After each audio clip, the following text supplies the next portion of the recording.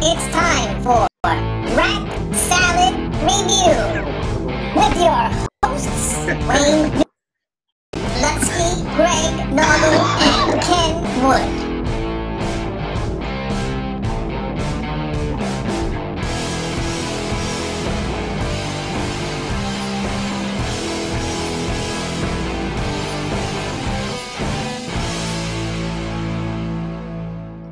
Welcome to Rat Salad Review. We are back. It's been 2 weeks, I think, right, Greg? Yeah, 2 weeks. 2-week hiatus. And the last review that we did was terrible. So Yes. I had to think of something else to do. So tonight we have our special guest, KK FOSSER of the band Them. How's it going, KK? It's going well. You're going to talk like that the whole night, right? Definitely not. That's okay. You get a golf clap for that one. Why, thank you. Hopefully you guys are a little bit more lenient with our record this week. Just a little bit. You're okay. It's the two of us, so you're okay. Well, listen, the big boy pants are on. Whatever you gotta dish out, I'll take it. No, you're good with us. So yeah, actually, you want to talk about some strange news going on? Actually, I actually wanted to get your opinion on this, KK. Sure. Are you a fan of Manowar? Yeah, I love Manowar. Have you heard about the Carl Logan situation? Oh yeah. What do you think about that? I think they should change their name to Peter War. But they're not going to play with him. So what do I think about that? I think it's horrible, actually. It really disgraces the band. And, he was a key player for a while. So it's just really such a shame that, a band has to get, that type of publicity. I mean, you hear a lot of the times any publicity, bad or good, is good publicity. That is not good. Yeah, you don't want that one. No, especially this is their last hurrah, their final run, right? Right. Yeah. Yeah. This is horrible. It's horrible. Yep. It's the last thing I want to hear about. And then you hear, a lot of people. I mean, because I'm friends with Ross the Boss, and I see stuff that people post on his page and. Come on, Ross, you have to go back in, and well, he has no control over that, Right. and aside, he's doing like a world tour, like for the past 2 years, so Right, yeah. He's not going to just drop what he's doing and go do that. He's got obligations to meet, Right, exactly. So, but it's very interesting that, how things happen.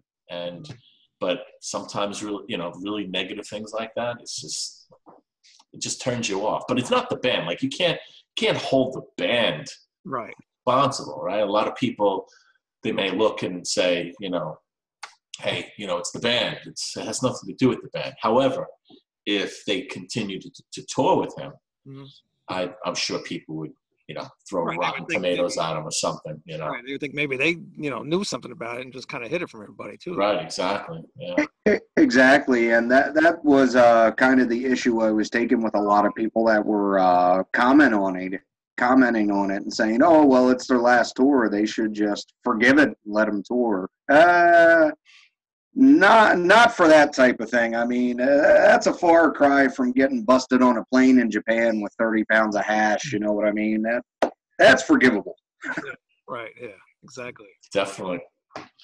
Did you see like the new developments, like what they said?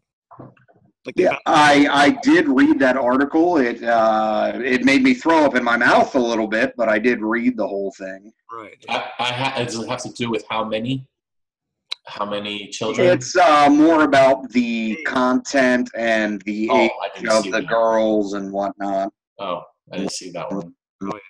It just came out like a few hours ago. Very. It's hard to read. Yeah, especially I have a kid, and just thinking that somebody's watching something like that's like. After reading that, I feel really bad now for the joke comment I made when it first came out, because when it said, Man of War guitarist jailed for child pornography or something like that, I said, well, there's the least surprising headline ever. But As if people don't bother them enough, you know? Yeah, I know. I mean, they've been running around in loincloths for 40 years. Like, this is not good. But, I mean, it's really just deplorable, though, and I'm glad they're not continuing with them. Right. When it comes right down to it. They shouldn't. Yeah, no. That's not the right thing to do. Nope, not at all. To continue with him. Yeah, that wouldn't be the right. No, you can't do that. Not at all. If you want your somewhat of a fan base to stay with you, no, That's true. it's not a good idea. Yep. I mean, I know Troy likes them, but I think the only passable thing they ever did was Hail to England. I like Manowar too. First few records do it for me. What was that? The first few records do it for me. You know, so, but I mean, they're just, you know, a classic. They're just a classic metal band, and they're really respected, especially in Europe. Right. Yeah, definitely. Nobody cares about them over here at all. Yeah, not too many, but you know, it's funny how the world works, right? It's ridiculous. I know. I saw them over here in Plainview, on Long Island, and there was not even 50 people there. But they'll play out in front of it's sold out stadiums in Europe. Go figure. Don't get it at all. I mean, I do get it because here in the United States, but I don't know. They're good. I just saw Vicious Rumors on their Digital Dictator anniversary type tour they're doing. And a dive bar in St. Paul, there were 40 people there. I mean, it was an awesome show. The guys played it like they were still playing the arenas over in Europe. It was just, I was shocked there was that few people there. Right. That's the U.S. for you. Mm-hmm. Yeah. Can't do it here. No. We gotta move. I can tell you where we could move to. San Sebastian, Spain. Oh, really? Oh, it's beautiful. Over there? Beautiful. Yeah. Oh, well, not even, well, the metal in Spain, in my opinion, is probably, that's like one of the strongest areas, one of the strongest countries. They go crazy. They love metal, and it's a beautiful, beautiful country, you know? Right. And of course, Germany as well. So, but it's just totally different, you know, just different way of thinking, different way of life over there than it is here. Oh, yeah. They just view things so different than we do. And it's awesome to experience that, especially, you know, 3 guys in my group are German. So it's you know, we acclimated to one another, and they look at us sometimes like a little, like, what are you talking about, or what are you thinking? And we do the same, but they're just like us, except they just live life a little differently. That's all. Yeah. A lot different than here. I think everybody's a little bit closed-minded here. We're very close-minded. Yeah. Definitely. Overall. Yeah. Very annoying. So you were in a KISS shirt, Wayne. Yes, I am. So what do you think about that news about them doing their farewell end of the road tour? I believe it this time. You do? Yeah, I do. They got Tommy Thayer and Eric Singer, and people already give them shit for them using the makeup, you know. Mm-hmm. And they're not going to make any new albums. I don't think they should, because the last 2 albums were pretty bad. They were. Yeah, and what's the sense to really carry on? Did either of you guys see them back in '96 when they had their first farewell tour, their reunion / farewell tour? Yeah. I saw the farewell tour in 2001, and I actually happened to see the very last show with Peter Criss. You did? I was there in Virginia when he got pissed and threw his drumsticks and walked off the stage. Wow. Probably because he forgot his songs. Him and Gene were arguing about something. I don't know what it was because you couldn't hear it, but that was it for Peter. Yeah, I don't blame him. What about you, KK? Me? Yeah. I don't know. I probably will go, but it's not the same without without Ace and Peter. See, I was actually talking to somebody about that earlier. Like, Eric Singer's been in the band since around Revenge. I mean, we wasn't on the whole Revenge album. He's a good drummer. He's an awesome drummer. You know, I'm a drummer, so of course, yeah, my favorite drummers. But I think he deserves that spot. Peter Criss, he was good during his time, but he's not good anymore. He can't even play anymore. I'll agree with you. And Yeah. I think he deserves kind of to wear that makeup in a way, really.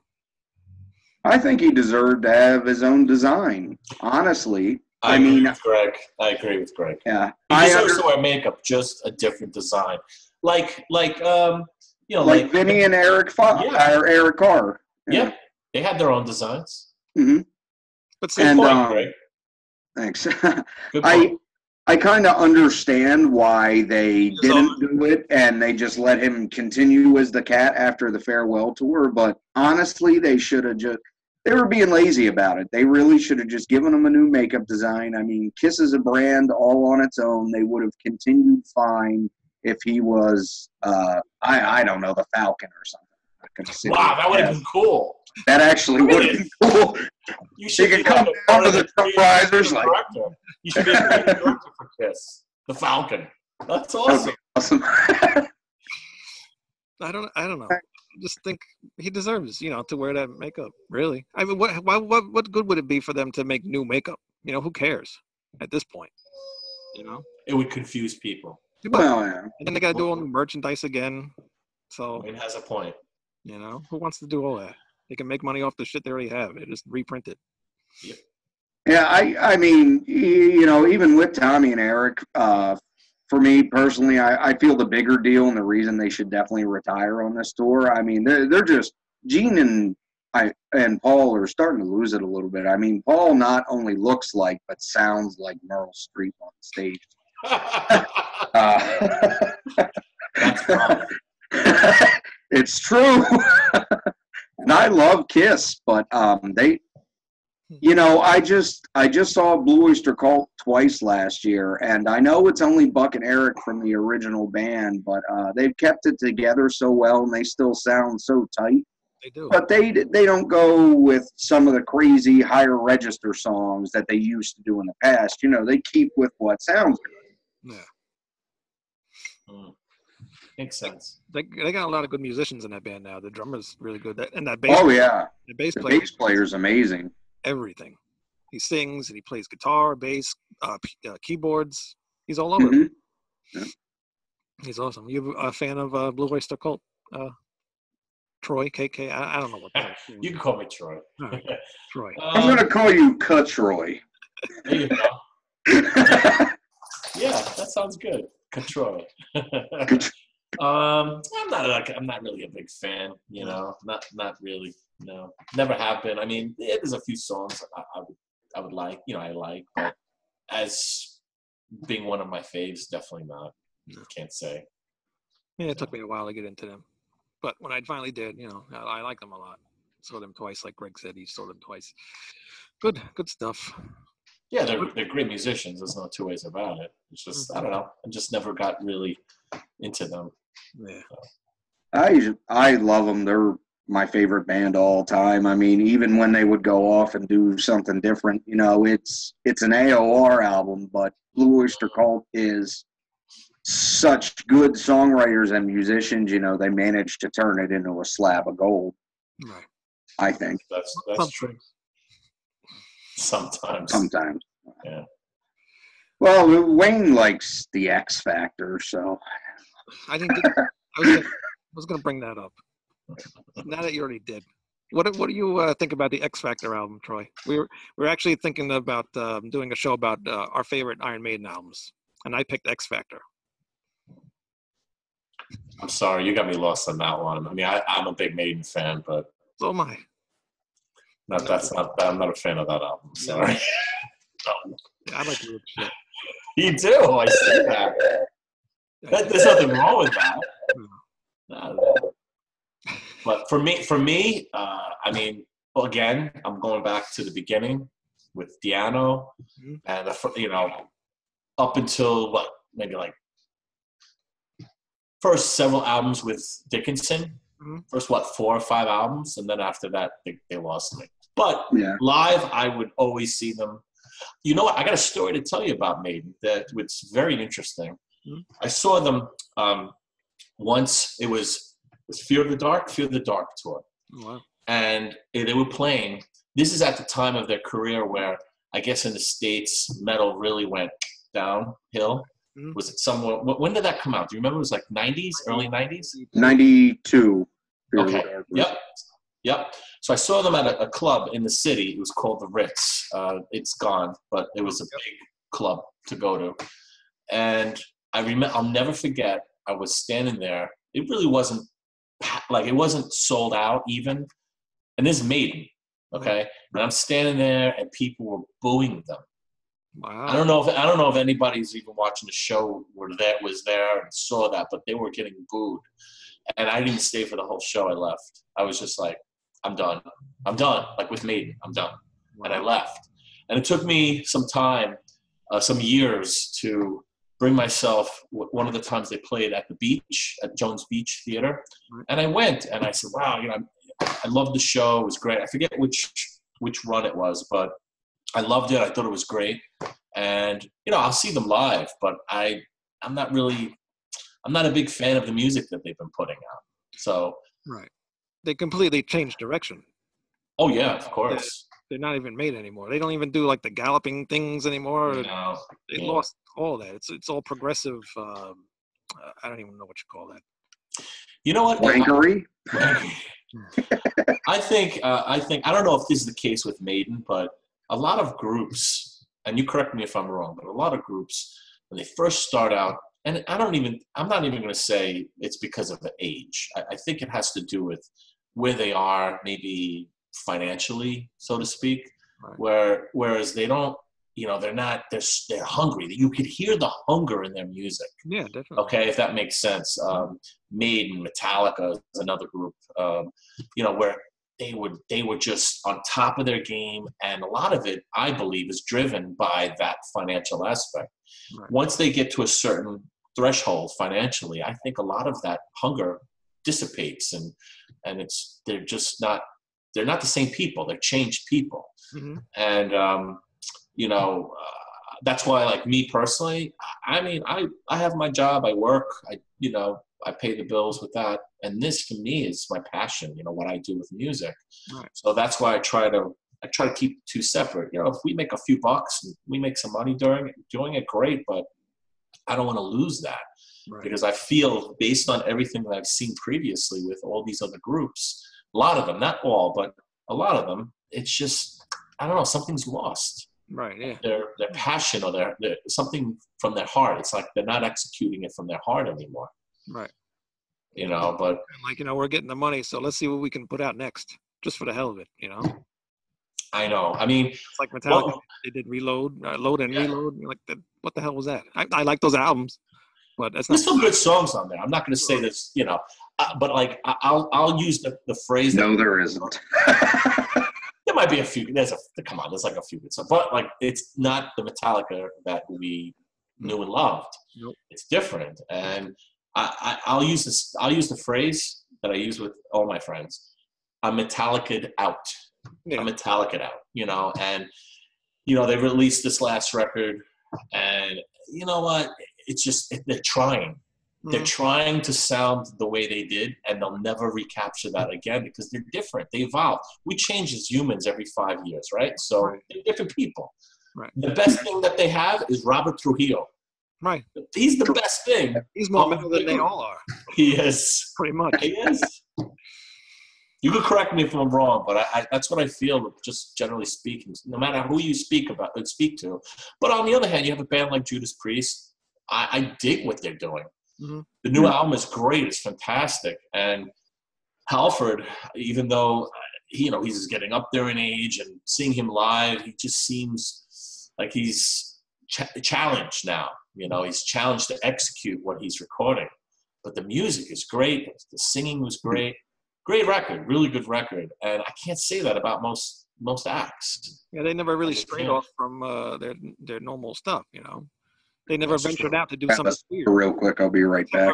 No, stay right there. Where you going? No, I'm getting a drink. No, you cannot get a drink. Hey, Greg, get me one too. You can share my beer. Yeah, okay, water. I had water, Wayne. Diet Coke. Diet Coke? Yeah. Diet Coke will give you epileptic seizures. Sorry, I'll stay away from that. Hopefully it happens on the show. Yeah, that would be interesting, right? That would give us some good ratings. That'll wake up Pinhead over here. He's sleeping right now with KK. But, Sorry about that. Sorry. Like I said, they didn't do nothing different besides that. No, I can't fucking say it. Everybody knows what I'm talking about. Nostradamus? Yes. Shut up. But well, also can't forget about the Tim Ripper Owen years. Yeah, but they still sound like Judas Priest. Yeah, it sounded like a Painkiller Priest, basically. You know. Right. Kind of like Painkiller Priest, but I love Jugulator. I think that's a really great album. You know, they went a little heavier, they went a little thrashier, faster, and it worked out great for them. It's perfect. It's what they should have been doing, really. That's a big reason why I was so disappointed by Demolition, you know. They listened to a bunch of angry fans, and then they made an album where they tried to please everybody and do something their heart wasn't in, and pleased nobody. But Jugulator's a great album. I love 98 Live Meltdown with them. I think Owens sounds great on that, on his own songs, and then Rob's. Yeah, definitely.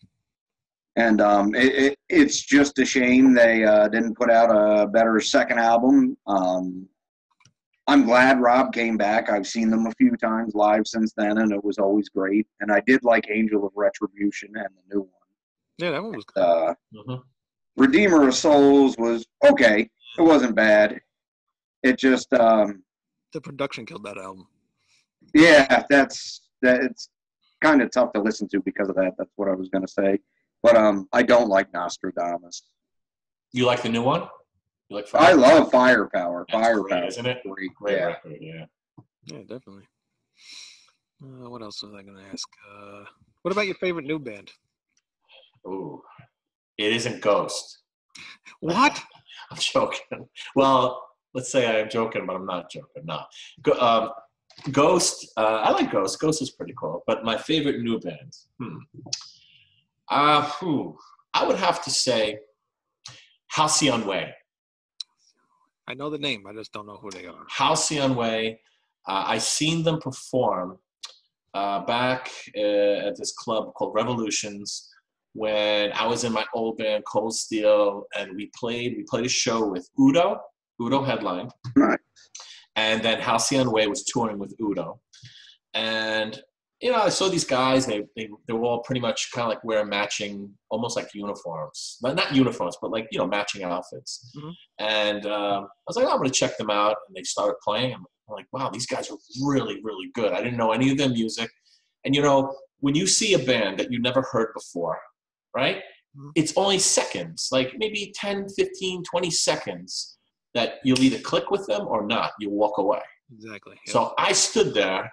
I did like a double take. I'm like, wow, these guys are really good. So I don't know. I followed them a little bit, and I really enjoyed what they were doing. And at one particular point, you know, I kept contact with them because since I played on the bill, we were backstage, we were all talking. So I kept in contact with the guitar player. His name is John. And, you know, just on Facebook, whatever. When my group then performed our first European tour, 2 days before we were going to do the first run, our guitar player, one of our guitar players from Chicago, he got into some kind of accident, and he had to go possibly for surgery, and so he couldn't play. Wow. So John was one of the people who I called to see if he would fill in or know someone who would fill in, and we've been in contact since that time. Wow. Anyway, John reached out to me a little after that, maybe a few months after that happened, and he said, "Hey, you know, would you like to do some backup vocals on our next record?" And I said, sure, why not? Send it to me. You know, send me what you want me to do. Right. So he sent me a few clips, and literally it wasn't like full songs. It was just backups to the choruses of 3 songs. And I was listening to this, and I wanted to hear the rest of the song. I was like, what a tease. This guy's sending me a little clip. You know, I want to hear the whole song. It was good. It was really good. And they were working with a producer, Mark Lewis, who he's known. He's known in the industry. Yeah, and yeah, he's one of the names. and also they're it's funny because their illustrator who illustrated their new record cover, his name is what's his name? Travis Smith. Okay. And Travis Smith, he he developed this logo, the them logo. Wow.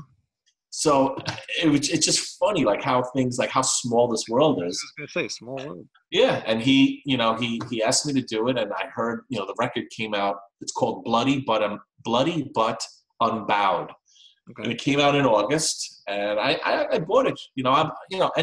Any people that I'm affiliated with, I'll buy their records, especially like new bands, and especially if I'm a little friendly with them or very friendly with them, I'll support them. Right. I have to tell you, fantastic record, really, really good record. And another new band that is on David Elson's new label. What is it? ENP or EMP label group? Yeah, they signed this group called Voodoo Terror Tribe, and I followed them for years and years ago, and they just landed this first record with Elson's new label, and it's awesome. So those are two. I gave you two new bands that I'm really, really into. What kind of music are they? Well, Voodoo Terror Tribe, they have it's a 4-piece. So Voodoo Terror Tribe, the guitar, it's more like it's metal, but there might be some blast beating from time to time for flavoring, but it's more dirty, more in your face. Tight-knit 4-piece band, but they're great. As far as the other band, Halcyon Way, I'd say they're more progressive. Okay. Think of them as Testament with Dream Theater vocals. Okay. That's the way it's more progressive, it's heavier music, but there's a lot of vocal melodies going on, and they're killer choruses, and it's just really a good record. They're both really great records, but in really good bands, but they're different. They're just a little different, Cool. I will definitely write that down and check them out. Check them out. Check them both out. They're really good. Halcyon Way. And what was the other one? Voodoo what? Voodoo Terror Tribe and Halcyon Way. What's the name of the Bloody But Unbowed is... That's the Halcyon. That's Halcyon Way. And Voodoo Terror Tribe, what's the Voodoo Terror Tribe? I forgot the name of the record. I have it. Voodoo Terror Tribe. Oh, the sun shining cold. I knew it had the word sun in it. The Sun Shining Cold. That's Voodoo Terror Tribe, and Halcyon Way is Bloody But Unbowed. Check those two out. Yeah, look at that. You're welcome, Halcyon Way and Voodoo Terror Tribe. All right. What else? You got anything, Greg? Nope. No, you done? Well, I got to tell you one other thing too, because that wouldn't be complete. There's another record that I just picked up. I said one. Now you gave us two. Now you want 3. I'm sorry. I gotta plug my Grecian brothers. And not only my Grecian brothers, but one they other created band. metal anyway, so Sacral Rage. They're called Sacral Rage, okay. And they just released a new record as well, and they're really, really good. So think of them as it's a thrash band, but the vocals are anywhere. I would say a combination between King Diamond. This I don't know the singer's name from Hell, the band Hell, and it's a combination of those two singers, and then of course he has his own voice, so it's awesome. There's another band in Germany that the guitar player in them, he's also in Septagon. Septagon, they're very American sounding. It's amazing. They're all German. And the singer spent some time here in the States, and he's a good, really good singer. He's very Joey Belladonna-ish. Okay. So they have kind of like an Anthrax vibe, but I think maybe heavier than the way Anthrax is now. Mm-hmm. So Septagon is another great band, but they're more like thrash. They're more thrash. And the other two that I mentioned, they're really not thrash. They're heavy metal. And they're bordering with a more modern sound, but I wouldn't call them thrash bands. But Sacral Rage and Septagon are. Okay. Great, all great. I love thrash, so I'm good with that. You would like them. Sacral Rage is really good, and their newest record is getting rave reviews. It's a concept record as well. So Okay. yeah, and they're from Greece. They hail from Greece, and Septagon hails from Germany. Okay. Do you have any, You ever heard of Bewitcher, Troy? oh, here we go again. Since we No, started this show. no, I haven't. Tell me a little bit, Greg. They're a speed metal band from Portland, Oregon, and they have their own style, but they incorporate a lot of the new wave of British heavy metal and Venom and stuff like that into their sound and look. Bewitcher? Bewitcher, yeah. I'll have to check them out. They've got one album out. It's self-titled Bewitcher. There's a few videos online, and that was a situation where I hadn't heard of them until I showed up to the show. I went to see someone else, a different local band, Maniacal Force, who's also good. Excellent. You know, they came out with the flying V's, and it was great, man. Tastiest riffs this side of Diamond Head. Nice. I'll have to check them out. Thanks for the heads up. Yep, not a problem, man. Bewitcher, you got it. Well, apparently, Angel, how do you say his last name? Coat? Oh, your so drummer. it's Angel Cote. Okay.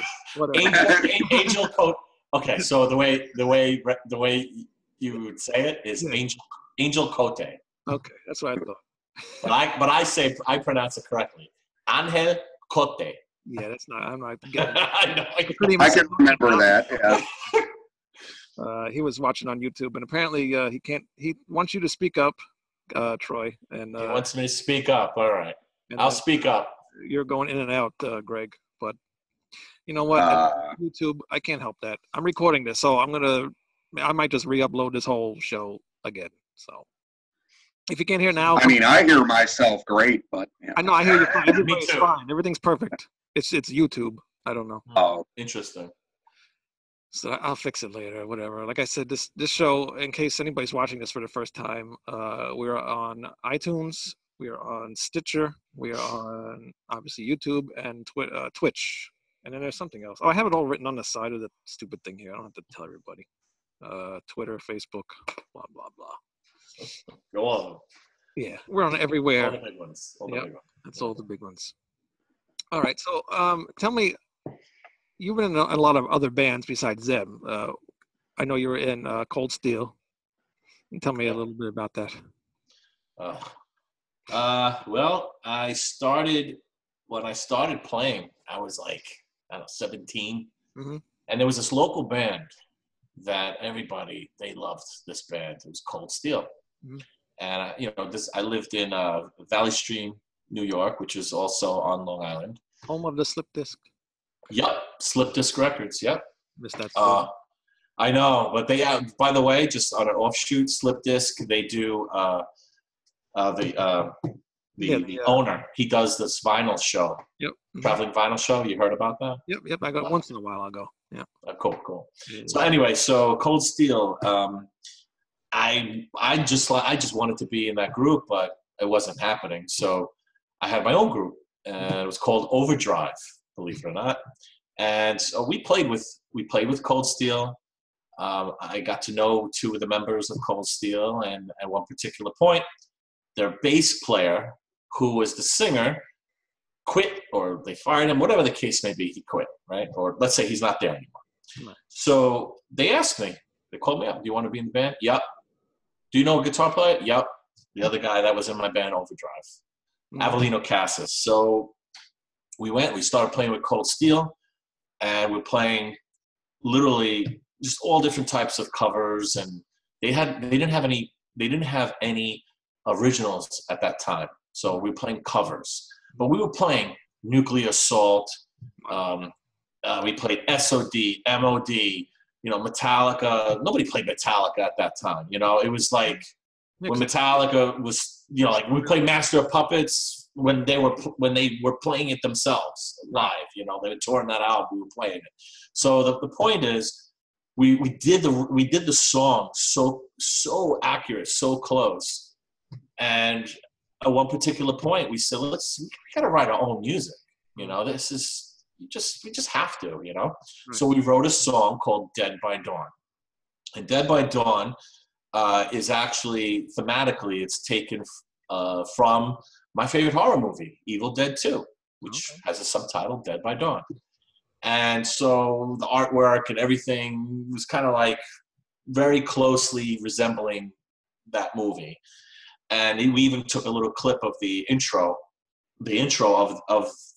for the song was from that movie. And we probably could have gotten sued if we made money on it, but we gave the demos away, right? Yeah. So we then created a few other songs, and we recorded a demo, and the demo was called Dead by Dawn, and another song on the demo was called Crackdown, and that was like, that song propelled Cold Steel propelled in the underground. We were propelled. So this is now like 1988, and we had interest from different labels. At one point, Metal Blade came into play, and Metal Blade was like, we want to hear more. The representative who we were talking to at the time wanted a few more songs. So we went back into the studio about 2 months after we started distributing this tape in the underground, and to record just 2 more songs. He needed 2 more songs. So we recorded them, and then he was gone. And when he was gone, he was gone.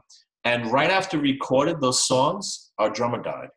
Oh. He died. He was on Hempstead Turnpike in Franklin Square, and someone came out of a club called 007 and crashed into him and killed him. Wow. In his car. He was driving on Hempstead Turnpike and he got killed. So we were like, oh wow. And now what?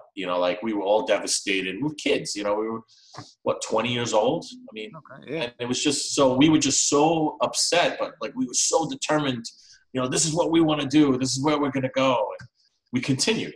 So we got another drummer, and we made another demo, and then we signed a deal to do a record for a label called Turbo Music.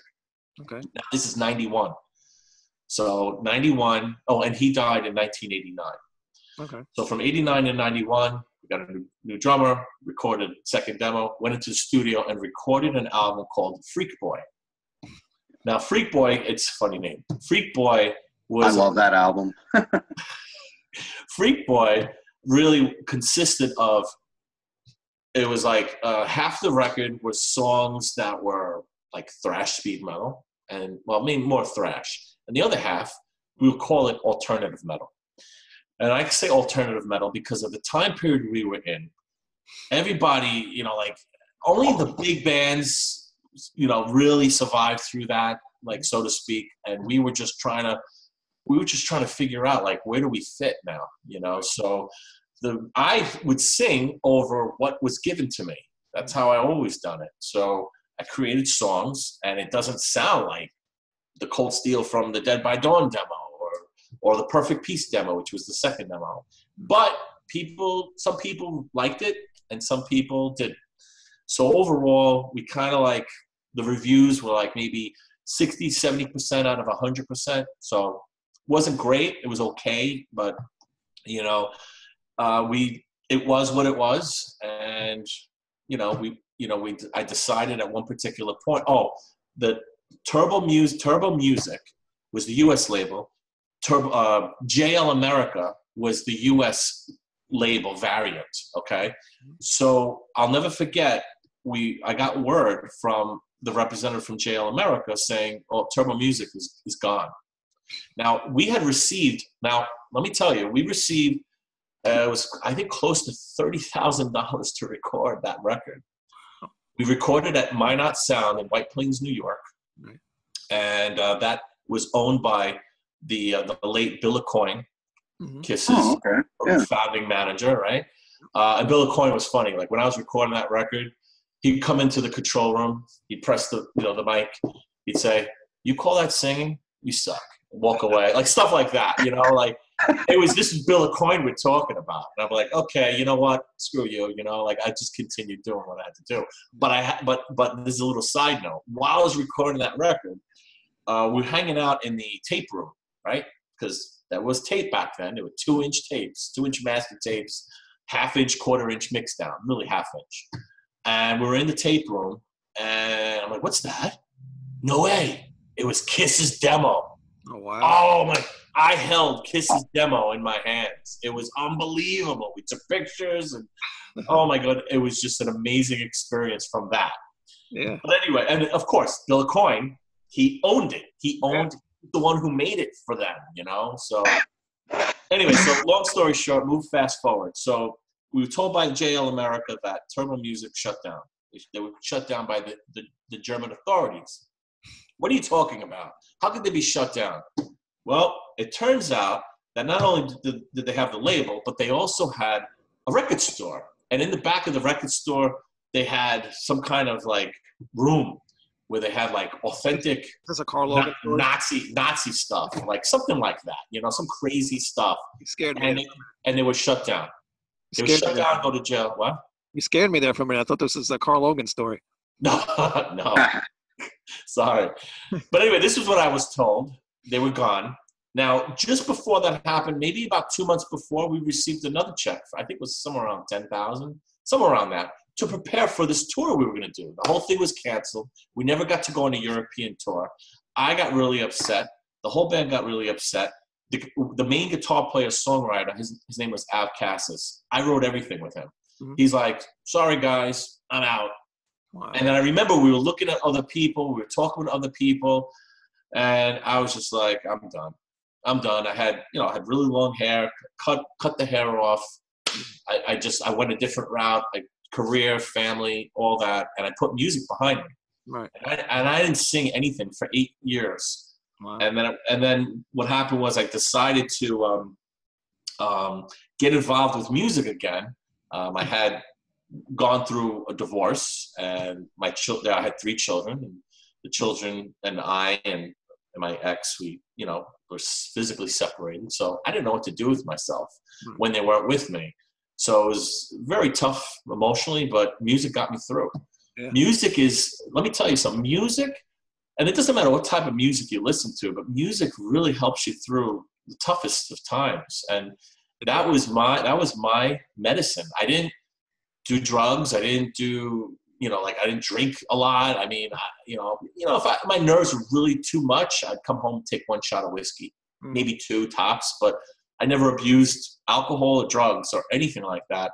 I abused music, and the music is what helped me get through in a positive way. And a lot of people don't understand that. That's why my guitarist, his father died a few months ago. And he was, we were recording all the songs that I've showed you behind the scenes. He was doing all this stuff before his father died, and then his father, passed away from cancer. He just had a hard time dealing with it. And I said, just take some time, but then go back to music and start playing the guitar and start coming up with things, and it's going to get your mind off of that stuff. Exactly.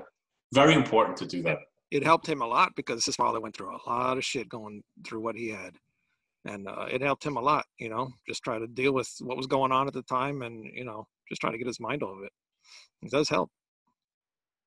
I totally agree.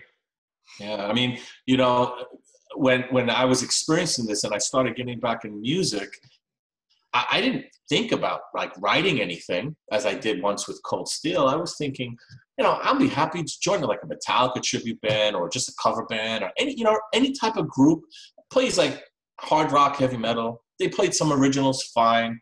And I found that with a group called Anger Management, and I played with them for years, about 3.5 years. And I played with them, and we played everything from Maiden, Metallica, Megadeth. We played some 70s rock. We played anything you could think of, pretty much. We played rock, heavy metal, and I had a great time. I had a blast. It was like a release. It was just like this, just emotional release when I would play with them. And we played mainly small bars. We played a number of biker bars, biker events.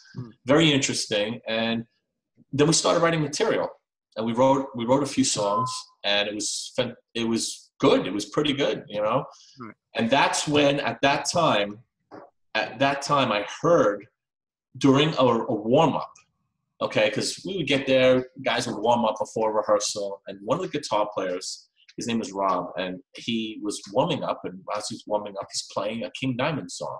And I'm like, wait a second. I've been playing with you now for 2.5 years.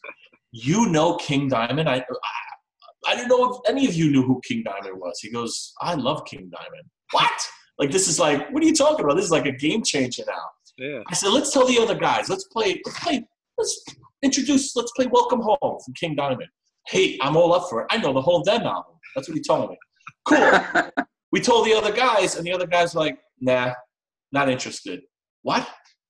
And I think maybe, who knows? I don't know. We didn't really clarify why they didn't want to do it, but they just shot it down. They were like more of the controlling members. Mm-hmm. And they were like, no, we're not doing King Diamond. What? What are you, nuts? This would like, people would love it. No good.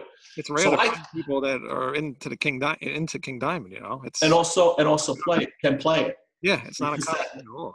No, exactly. So I told Rob, I said, hey, Rob, listen, they don't want to do it. Let's you and I form another group, okay, a year from now. Not even now, just a year from now, and let's do one to 3 shows. We'll do a King Diamond tribute around Halloween. We'll practice maybe, once or twice a month in the beginning, just so, because everybody was just so strapped for time. Right. And, they have family obligations. You guys know, it's just, it's hard. Time is hard to come by. Mm-hmm. So he agreed. And then we formed the band. Well, would you believe that 3/5 of Cold Steel came into the King Diamond tribute? Like, how did that happen? But it happened. So here I'm playing with 3/5, including me. So 2 other guys from Cold Steel was in this King Diamond tribute band, and we continued. We were playing, and we wound up playing 3 shows, and the response was incredible. I've had people, so I played the role of King Diamond, and we did some theatrics. We had a woman playing grandma, and so all this happened, and the response from the crowd was phenomenal. I mean, people would come up to me. I had people bowing to me, like, "What? You dropped something on the floor? Can I help you?" Like, what? No, oh no, like they're bowing. Like, what are you talking about? I'm not king. Hello, like, and so besides that, like, I had one guy come up to me too, dressed up. You were pretty close. It was okay. I'm definitely heavier than King, but King. It's so funny because, like, real quick, I met King. Mm-hmm. His first run with the Abigail tour, right? Because he did a few runs of that, right? Mm-hmm. So I met him. I'm good friends with Monty Connor, and Monty promised me, which is a whole other story. He says, "Troy, I'm gonna make sure you meet King one day." And I met him, and he's like up to here on me with his top hat. Like, I was like, "Hey, King, how you doing?" It was great, surreal experience. I loved it. He's such a nice guy. He's so laid back. Yeah. And then since that point, he's kind of like reached out to me indirectly, like because he knows, like, our touring manager. Mm-hmm. And he reached out to King one of the runs when we did in Europe last year, and he said, "Tell that copycat he isn't half bad." And I'd say, because our touring manager, his name is TJ. I'd say, "TJ, right back," because King texted him. As he texted him, Troy said, "Hail to the King," and he texted that, and King wrote back, "Of course." But that's King, Yeah, so, but back to this, where here we started this King Diamond tribute, and all this reaction was happening. People were saying some incredible stuff, and the response was, people were leaving saying, "Oh my God, I can't believe I saw that. I can't believe I heard that." It was just phenomenal. So we actually sat down and we said, "You guys want to still do this? Like, we could do this. There's like Iron Maiden tribute bands that play for 10 years. Do you guys want to do this?" Yes. So we did it again. Let's do it for one more year. And at the end of the year, we'll sit down and we'll talk about it. So we did that again. The second year, now we played maybe 6 more shows. Wow. So we sat down at the end of the year, and I said to them, I'll never forget, we're sitting at the guitar player's in his house. He had a big bar in his house. And we sat down, and I'll never forget. I said, "Listen, we have to do one song. Like, we have 3/5 of Cold Steel. We have the other guy, 3, 4, there's 5 guys in the group. And they were all really good musicians." Right. I said, come on, let's do something like a little heavier. Like, I was trying to get everybody prepped and primed and juiced up about it, and it wasn't ready. They weren't ready for it. Yeah. So we did another year of shows, and then something happened to the drummer. Right after 4 shows we had played with Hal Patino. Hal Patino came from, Yeah, he came from From Denmark.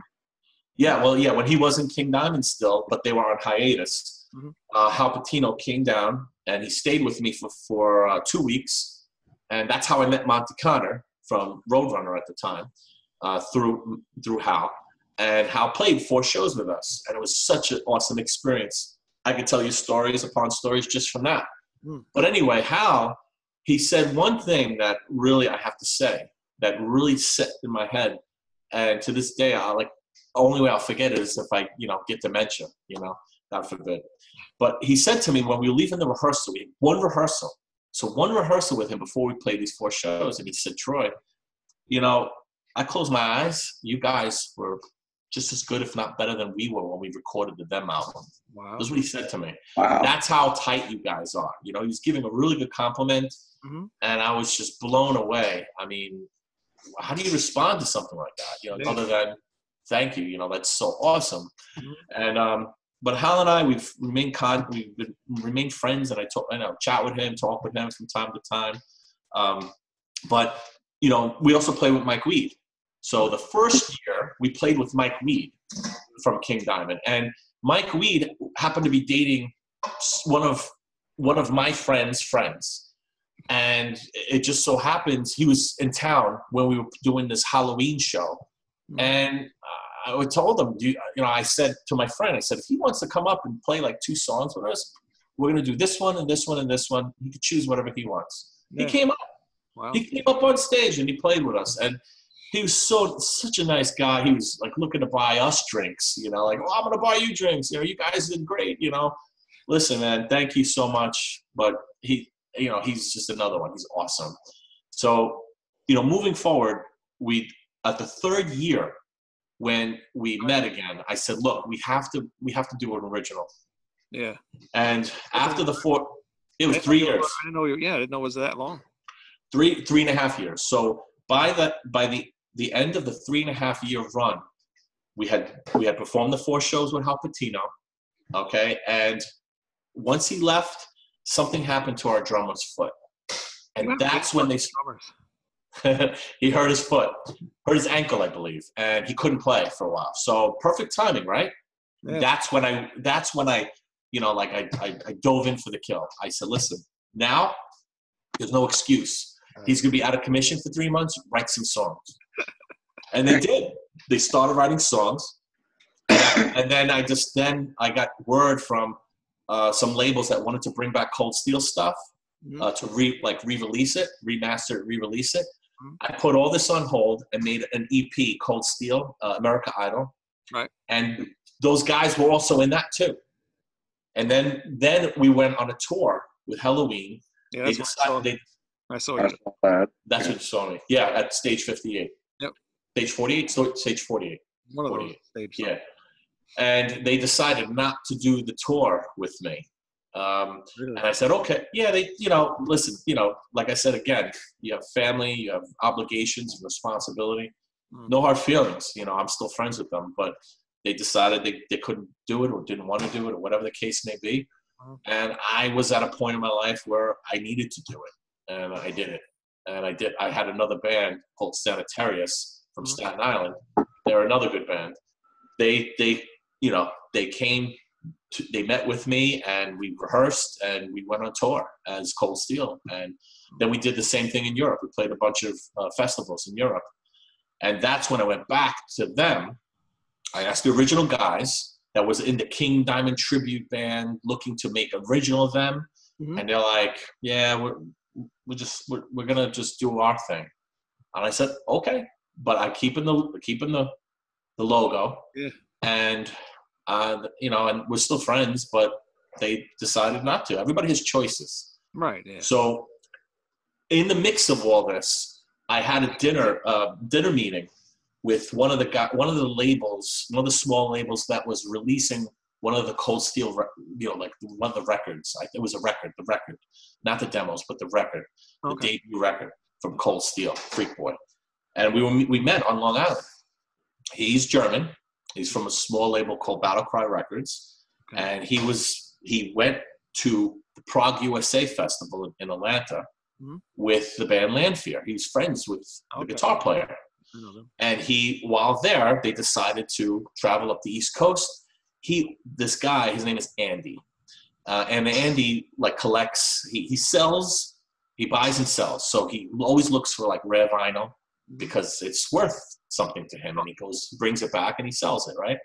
So he's going up the coast. They're traveling with him. And he calls me up and he says, "Hey, Troy," this is Andy now. "Troy, I'm on Long Island. Do you want to meet for dinner?" "Sure, let's meet for dinner." I met them.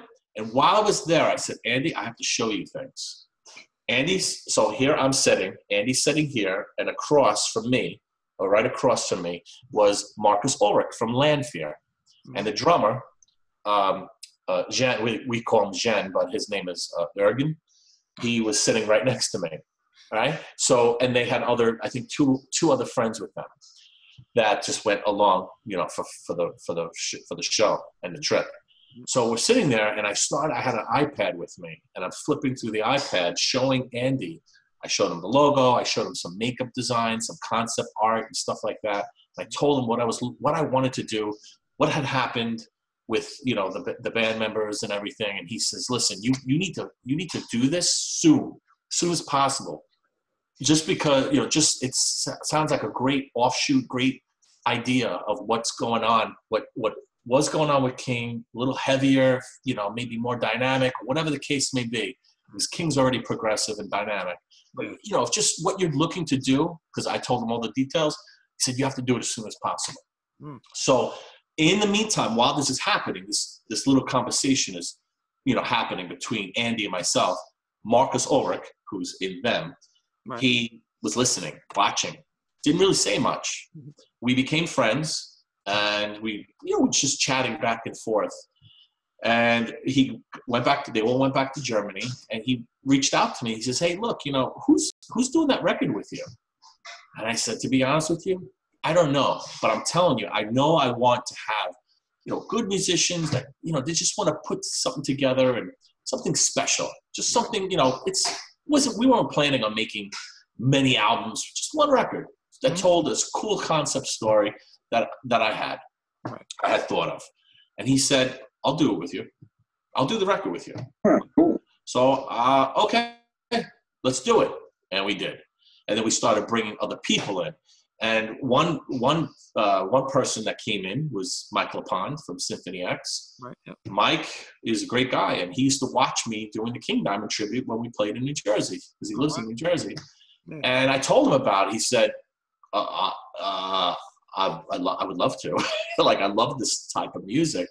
So he was in, and the drummer at that time was Kevin Talley he was in Suffocation. He was in a lot of different bands. Yeah. Kevin used to stay with me when he used to rehearse with Suffocation.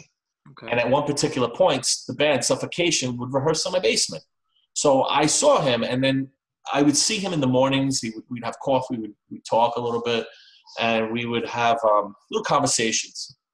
And one conversation would always be brought up by him. I would never try to peddle what I was doing on him. He's the guy. He does this professionally. But I would always love to hear their stories, right. His stories and what he's experienced. And he would ask me, "Do you have something new? You're working on that Them album. Do you have something new?" And each time he would come, because Suffocation would play multiple tours in a year. Right. So each time he would come and stay with me for a few days and then leave with Suffocation. And each time I'd play him a little bit more, a little bit more, a little bit more. By the last tour he did, he heard the whole record, and he said, "Well, did you get a drummer yet?" "No." He said, "Do you want, I'll do it." "Okay."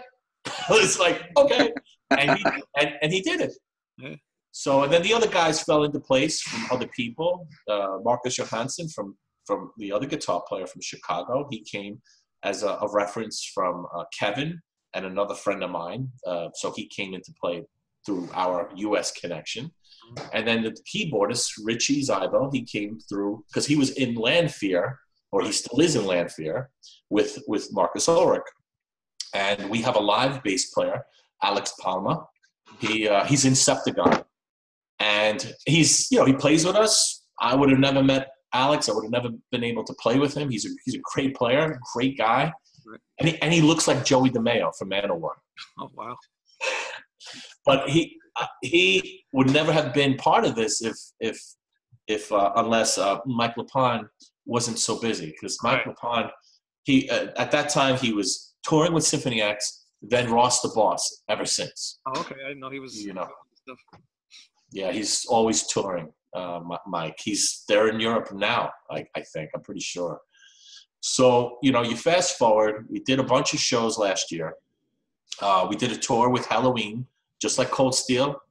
I spoke with the agency who handles Halloween. They're called Bottom Row Entertainment, based in Germany, and they said, okay, we'll have you do it. And we did the tour with Halloween in early 2016, but our album wasn't out yet. Okay. So we sold a 3-song sampler CD with other merch, and we toured across the U.S. and Canada. And after that, then we did 6 runs, I believe, last year. 5 or 6 runs in Europe. Did you have all the stage set up and everything? Yeah. So for the Halloween run, we played much larger stages. So we had everything. I mean, we had a 17-foot by like 10-foot high cemetery facade with trees and full-size casket. We had all this gear with us that was just remarkable. But I do have to say that one particular point, Halloween's management wanted us to stop using it because it was just upstage. You can't upstage the headliner. Yeah. And so we used it for like 3 shows, and then we scaled it back a little bit, but still, it was still a good show. We also have actors and actresses that's different than a typical heavy metal show. So it makes it more like a metal opera, if you want to call it that. So, but now in Europe, it was very interesting because I could see as the time has been going on, more and more people come to the shows. They really enjoy the show. And I'm not saying Americans didn't enjoy it or the Canadians didn't enjoy it. Everybody enjoyed it equally. They really did. In fact, one of the best shows that I remember to this day was in Chicago. Really? Chicago was just off the hook. Of course, Montreal, the Quebec province, shows, and they didn't even know us. I was going to say, Chicago is what they do with the Prague Power, right? Where they do Prague Power? Prague Power is in Georgia, Atlanta. Yeah. But Chicago was the Concord. It's called the Concord. Okay. And that's the venue that we played, and they were chanting, them, them, them, them. Like, hey, you're not supposed to do that for a direct slot, But nonetheless, we were really appreciative. In fact, that's the hometown of Marcus Johansson. He's from Chicago, so it was great for him. It was great. But it was great for all of us. We had great experiences, whether it be in America, Canada, or Europe. I mean, it's just each country is different, and there's different levels of intensity for what we do or for what just heavy metal bands do, Fantastic. Really, really great. We never knew it would come up to this point where now we're at the second album. Yeah. And that right there, we heard we have a booking agent, TRF Bookings. Mm-hmm. They are owned and run by Dutch. They're from Belgium, and they're fantastic people.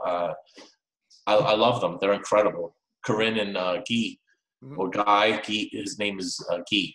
You spell it G-U-Y, or you could call him Guy, he says. But love him. He's like the friendliest guy ever. I love him. Love you, Guy. He's going to be watching this tomorrow, I bet. But anyway, so the thing is they really push. Subscribe, Guy. Subscribe to the show.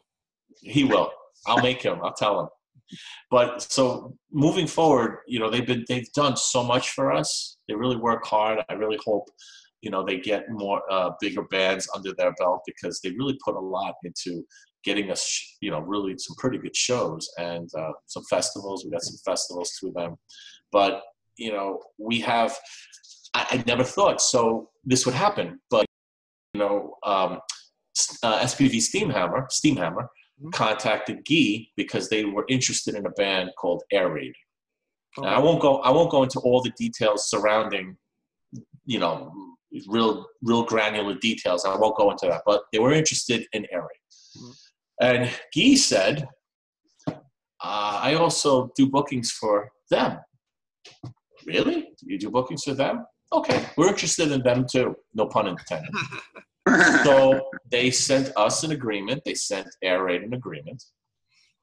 We ultimately, with possibly little negotiation, I don't know what kind of negotiation went on the Air Raid side, but we said, okay, we're doing it.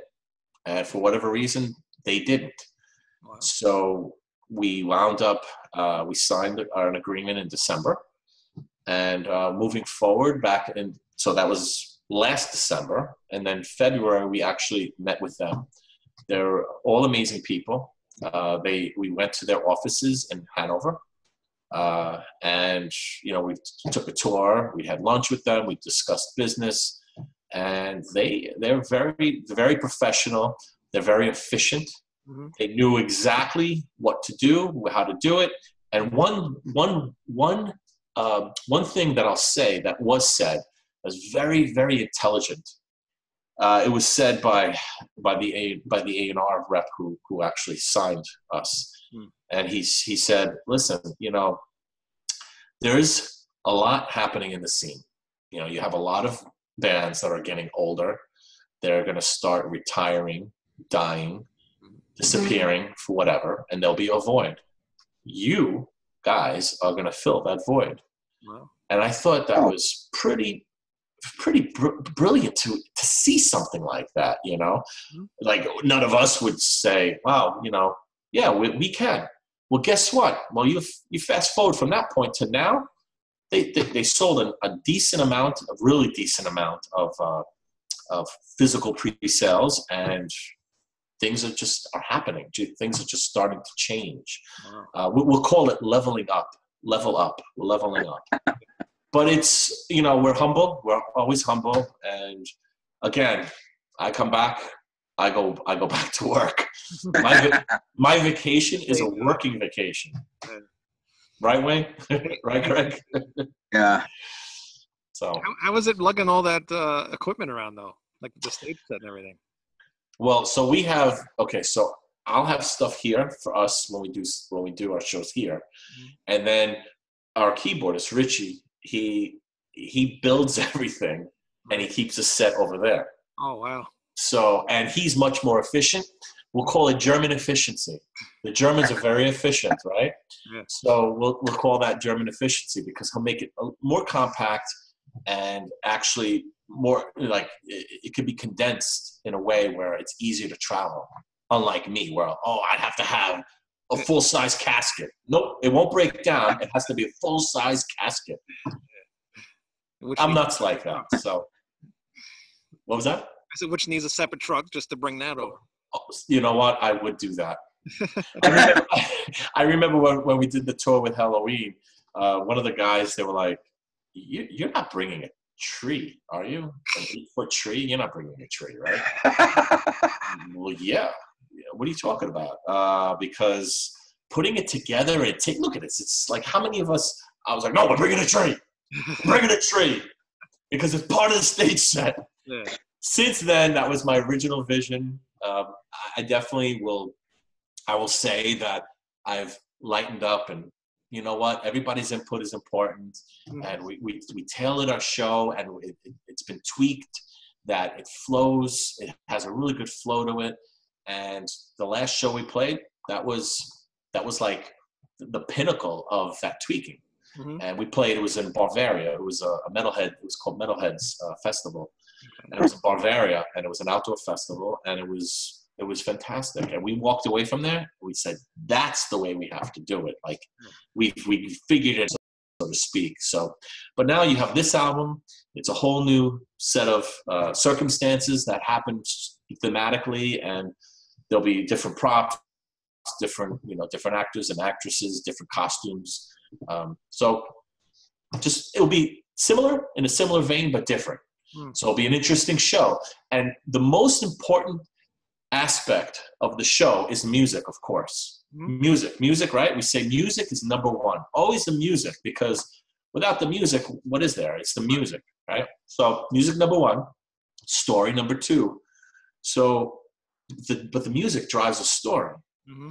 So, you know, the story has to be interesting too. Yeah.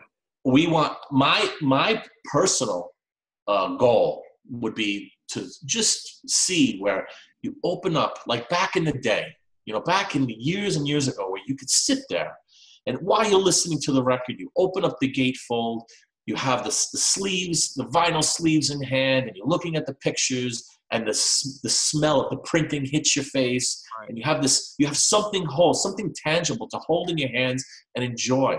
The artwork, you look at the artwork over and over. Mm-hmm. I remember doing that, you know, and how many years I haven't. I mean, I've done it with our record. I mean, I'm sitting there, I'm like, wow, this artist, his name is Mario Lopez, who did this artwork. Mm-hmm. And I'm like, holy cow, this guy did such a great job. This artwork is just insane. He painted it. It was a painting. Wow. And I'm saying, I can't believe it. I'm looking at all the details printed on the gatefold. I'm appreciating it just for the art itself. And then every aspect, you know, the pictures, the printing, just the way it was put together, that makes me happy. It makes the whole band happy, because that is all the people that are involved. It's not just the band members, it's right. Everybody involved. Mm-hmm. They take pride in what they do, and that's the results of it. Right. Definitely. As as you can see, I collect CDs. I see that. You have quite a few. You got me beat. But I've been getting into vinyl. I was kind of like against it, because who really liked vinyl? But then it became this like big crazy thing, And Sony started up their plants again. This big crazy thing, Sony starts pressing vinyl. Yeah, right. Crazy thing. Well, hey, it's a Sony thing. Yeah. Sony. Yeah. But I started buying them, and it's a whole different experience, because when I was younger, I didn't really have records. I saw my parents' records, but they weren't nothing like today. No, definitely not. So it's cool. Like, I'm waiting for your album still from Amazon, bastards. What did you ordered the CD, right? No, I ordered the vinyl. You did, huh? Wow. Yeah, I did too, and they haven't shipped mine yet either. Mine My God. Bro, I don't even know what the thing looks like. It's amazing. And I'm being objective. I have to be objective. If you look at our first album, it's good. It's nice. I mean, packaging wise, mm-hmm. It looks great. But this one, it blows it away. Visually speaking, that's how I have to say, because you've heard it, but you haven't seen it. Right. Meaning you haven't seen the vinyl, and you get a CD in it. And just so you know, in one of the sleeves, the CD will be tucked away. So when you first open it, I believe that you, as well as everybody else who has opened the gatefold, they think it's going to pop right out, and it doesn't. It's tucked all the way in the back. You have to really go fishing for it. All right. Good. So thanks for giving us that little tidbit there. Thank you. Yeah, no problem. Everybody should buy the vinyl one, because really you're getting all that artwork. You're getting the blown up, version of the artwork and everything. And plus you get Oh yeah, and I mean, musically, this album just sounds so good. I just think it'd be great to hear it on vinyl. I'm actually kind of regretting selling you my King Diamond vinyl now, Wayne.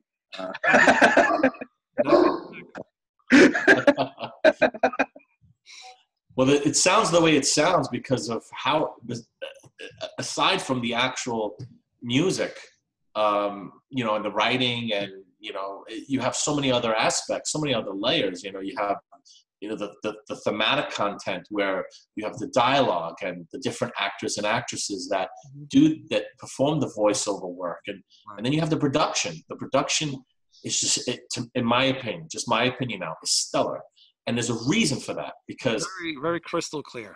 That guy, Dave Otero, he's fantastic. Yeah. And we actually had several engineers involved. We had 2 engineers from Frequency Recording Studios that recorded drums, bass, vocals. We had then the 2 guitar players and keyboard from Germany, and the guitar player from Chicago. They recorded in their own studios. But Dave Otero from flatlineaudio.com actually received all the files, and he mixed and mastered it. Right. And aside from that, there's another layer that a lot of people might not know. Greg mentioned AOR before. Well, AOR, a big player in the AOR game is Paul Sabu. I don't know if that's a name that rings a bell. Paul Sabu, he's worked with David Bowie. He's worked with Alice Cooper, singer, songwriter, pro. He's a total pro. Great guy too. Fantastic guy. I worked with him on a project, a Swedish project. I was telling Wayne off camera a while back that I worked with this band called Secret Society. They had this concept where I have a song, and each song a different singer. So they released a 5-song EP early, I think around summertime, somewhere around the summer, beginning of the summer, and I'm on one of them. Okay, and I recorded it, and Paul Sabu did the additional backing vocals, let's just call it. And so then Paul Sabu and I just started conversing. Well, great job, and great job. Kind of like patting each other on the back, sort of thing. We did it. It's great working together in that sense. And he said, what do you do with the Them album? He says, I'm very interested in what you're doing with Them. I really like it, and it's so much you could do with it. And I said, Paul, there's like 1 or 2 songs on there that if you would want to, maybe we can collaborate on. And he said, 1 or 2? I'll work with you on the whole album. You just send me the music, and I'll do my thing. You do your thing, and I'll work around what you're doing.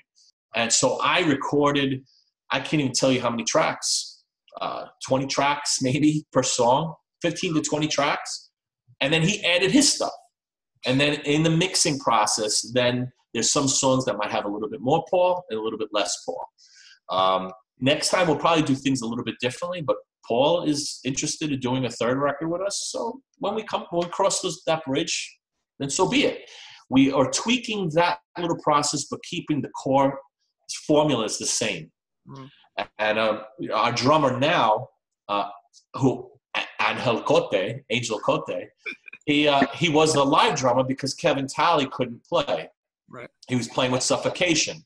So Angel was our live drummer the whole time. And then we just said, do you want to just do it? I mean, Kevin is very busy, Do you want to do it? But he also plays the drums for Demolition Hammer. Okay. So that's not so bad. It's one other band, so we'll work with you.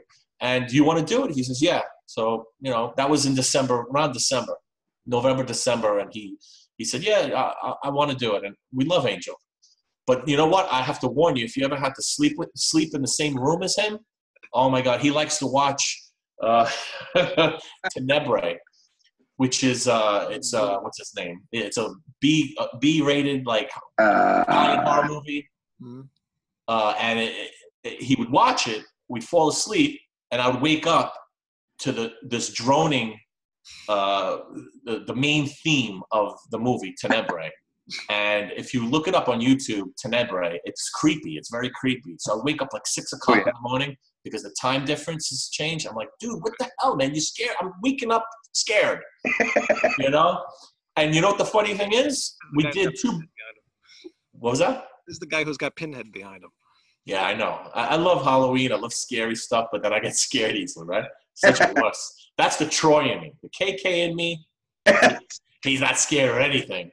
So Angel, he, because this became like a kind of like a joke and whatnot, like between us, like getting scared, me, Troy getting scared. We actually recorded a bonus track from that soundtrack. It's called Phenomena. And it's actually an instrumental, but it's probably going to be released on like a 7-inch vinyl sometime next year, along with a second bonus track. And also those 2 will probably find their way on a Japanese release of Man of the Seven Gables as well, potentially speaking. Not out of our control, but I told the guys, I said, you know what, maybe, if we do another album and we have to do another 2 bonus tracks, let's do Tenebrae, the one that I get scared. Because it's another song from that soundtrack, and it's just creepy 70s vibe. It's really cool stuff. Interested to hear that. Yeah, me too. I know the song. I love that movie. Oh yeah, it's a creepy movie. Creepy movie. Let me tell you. Heard of it. I've never seen it though. What was I gonna say? Shit, I don't. Oh, Suffocation's awesome too. Just want to throw that out there. I love Suffocation. Yeah, Suffocation are great. Right now they're doing a farewell Frank tour. Frank, he's not going to be. Over the years, Frank has been, kind of like picking certain shows to do. I don't know. It seems that way. So I don't know personally why they do what they do. But they have another singer, Ricky Myers, that has been doing the shows that he wasn't playing. So, but now there's like an official farewell to Frank, farewell tour. So they've been playing, and I have to catch them because I like to see them again. I'm friends with those guys, and Hobbs. He's a funny guy. He's a funny. Sometimes I'll post something for them. We'll say "damn rules," or something like that. Like he's hysterical. But they're great. They're great people. Yeah, I'm gonna have to catch that tour. You should. It's Frank's last go around. That's for sure. And he's with the band from day one. So it's definitely a show to see. And they're icons. They're icons. And, oh yeah. So around since what? I think the '80s, right? Yeah, I remember when I was in Cold Steel. I remember we shared venues with them. We shared shows. I think there was one show we played where they were on the bill, but it goes back to that time period. Yeah. So they've been around. Yeah, they have been. Yeah.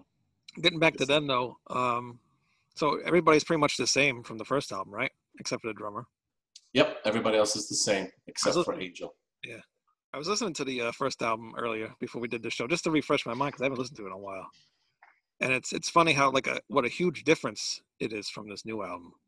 I think that's what some people say. We feel that too. Yeah, it's definitely different. You hear it. What? I would say, from our point of view, it's you hear like an evolution. Mm-hmm. Like it's evolved. Definitely, it sounds like a whole different band actually. Like just I don't know. It kind of does, right? Yeah, it's weird. Like it's the same players, but it just seems like the guitarists there, I can't even say what I want to say. They like locked in with each other on this album for some reason compared to the last album. It's very interesting. I'm gonna tell you a little secret. So on the first record, the guitar player Marcus Ulrich, okay, our German guy, we'll call him Ule from now on. What? Ule. So Ule, he recorded all the rhythm, and then the leads they flip flop the leads. So on this album, we didn't do that. Each guy is playing their own respective part throughout the whole album. That's why. On the first album, Ule wrote all the songs structurally, rhythmically. He wrote all the songs musically and structurally. I meant, of course, everybody put their own parts in, no matter what they were doing. Right. But on this album, we have 3 tracks that were written by Marcus Johansson. And I have to tell you, I love the contrast between the two of them as soloists, as writers. They're both really great songwriters and soloists. I wish I could just sit back and just watch everybody play. Yeah. As a fan, because I love watching good guitar players, good drummers. These guys amaze me. And what's even more amazing, we get along. We actually get along, we get along. And can you imagine that? Just meeting people for the first time, how stressful that is, that you have to start tap dancing. Yeah. Let's start tap dancing, and we have to entertain people and not get booed off the stage. Right. Yeah. That's how it was when we first met. We had 2 days to get our stuff together. And we did it. And people, when we did our first shows in Canada, was at what's called the Corona Theater in Montreal, Quebec, and some people came up to us. Oh my God, how long have you guys been playing together? 2 days. What? You sounded awesome. Sounded like you've been playing for years. Wow. 2 days. So yeah, these guys are something else, and we've actually evolved. Not only, it was a recording project, which evolved into a band, which evolved into a family where we love I love them. I hope they love me, but I love them. I could be a real jerk though, but I love them, and it's a very loving atmosphere, and they're just great. They're great people, and we get to experience. They come here, they experience a different culture. We go there, we get to experience a different culture. So it's this. We get to experience an adventure together from 2 different continents. How cool is that? How many people get to do that? Yeah. What do you do? Not many. Like something like this, or how do you like communicate with each other? Well, we sometimes it's the phone. Very rarely, though. Most of the time, it's through like an instant messenger app. Sometimes, mainly Facebook messaging. That's the easiest. Sometimes we'll do Skype, but most of the time or FaceTime, like something like that. We get it's weird because it's almost like, you know, we're all in tune with what we have to do. You know, again, it leads to the German efficiency aspect. Yeah. We'll have like a mood, like, okay, here's the story. What do we need? What are we going to do? Beats per minute. And we kind of like, we figure out, okay, bombastic beginning. Boom, it dies down. Boom, it slowly builds up to a climatic, bombastic ending. Yeah. How do we do that? Okay, boom, here's song one. Song one, where does that fit? What's the beats per minute? Oh, it's track 4. Oh, here's another one.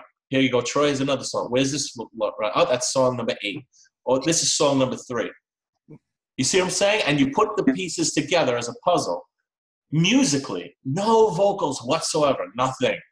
And then I'll create vocal mapping. I call it a vocal mapping. So it's like scat singing. Right. You know, just words that don't mean anything. Right. Yeah, you put words together, but it's the melody, the vocal melody. And I put that in. It's cool. It's pretty cool. I put harmonies even to that. It's funny.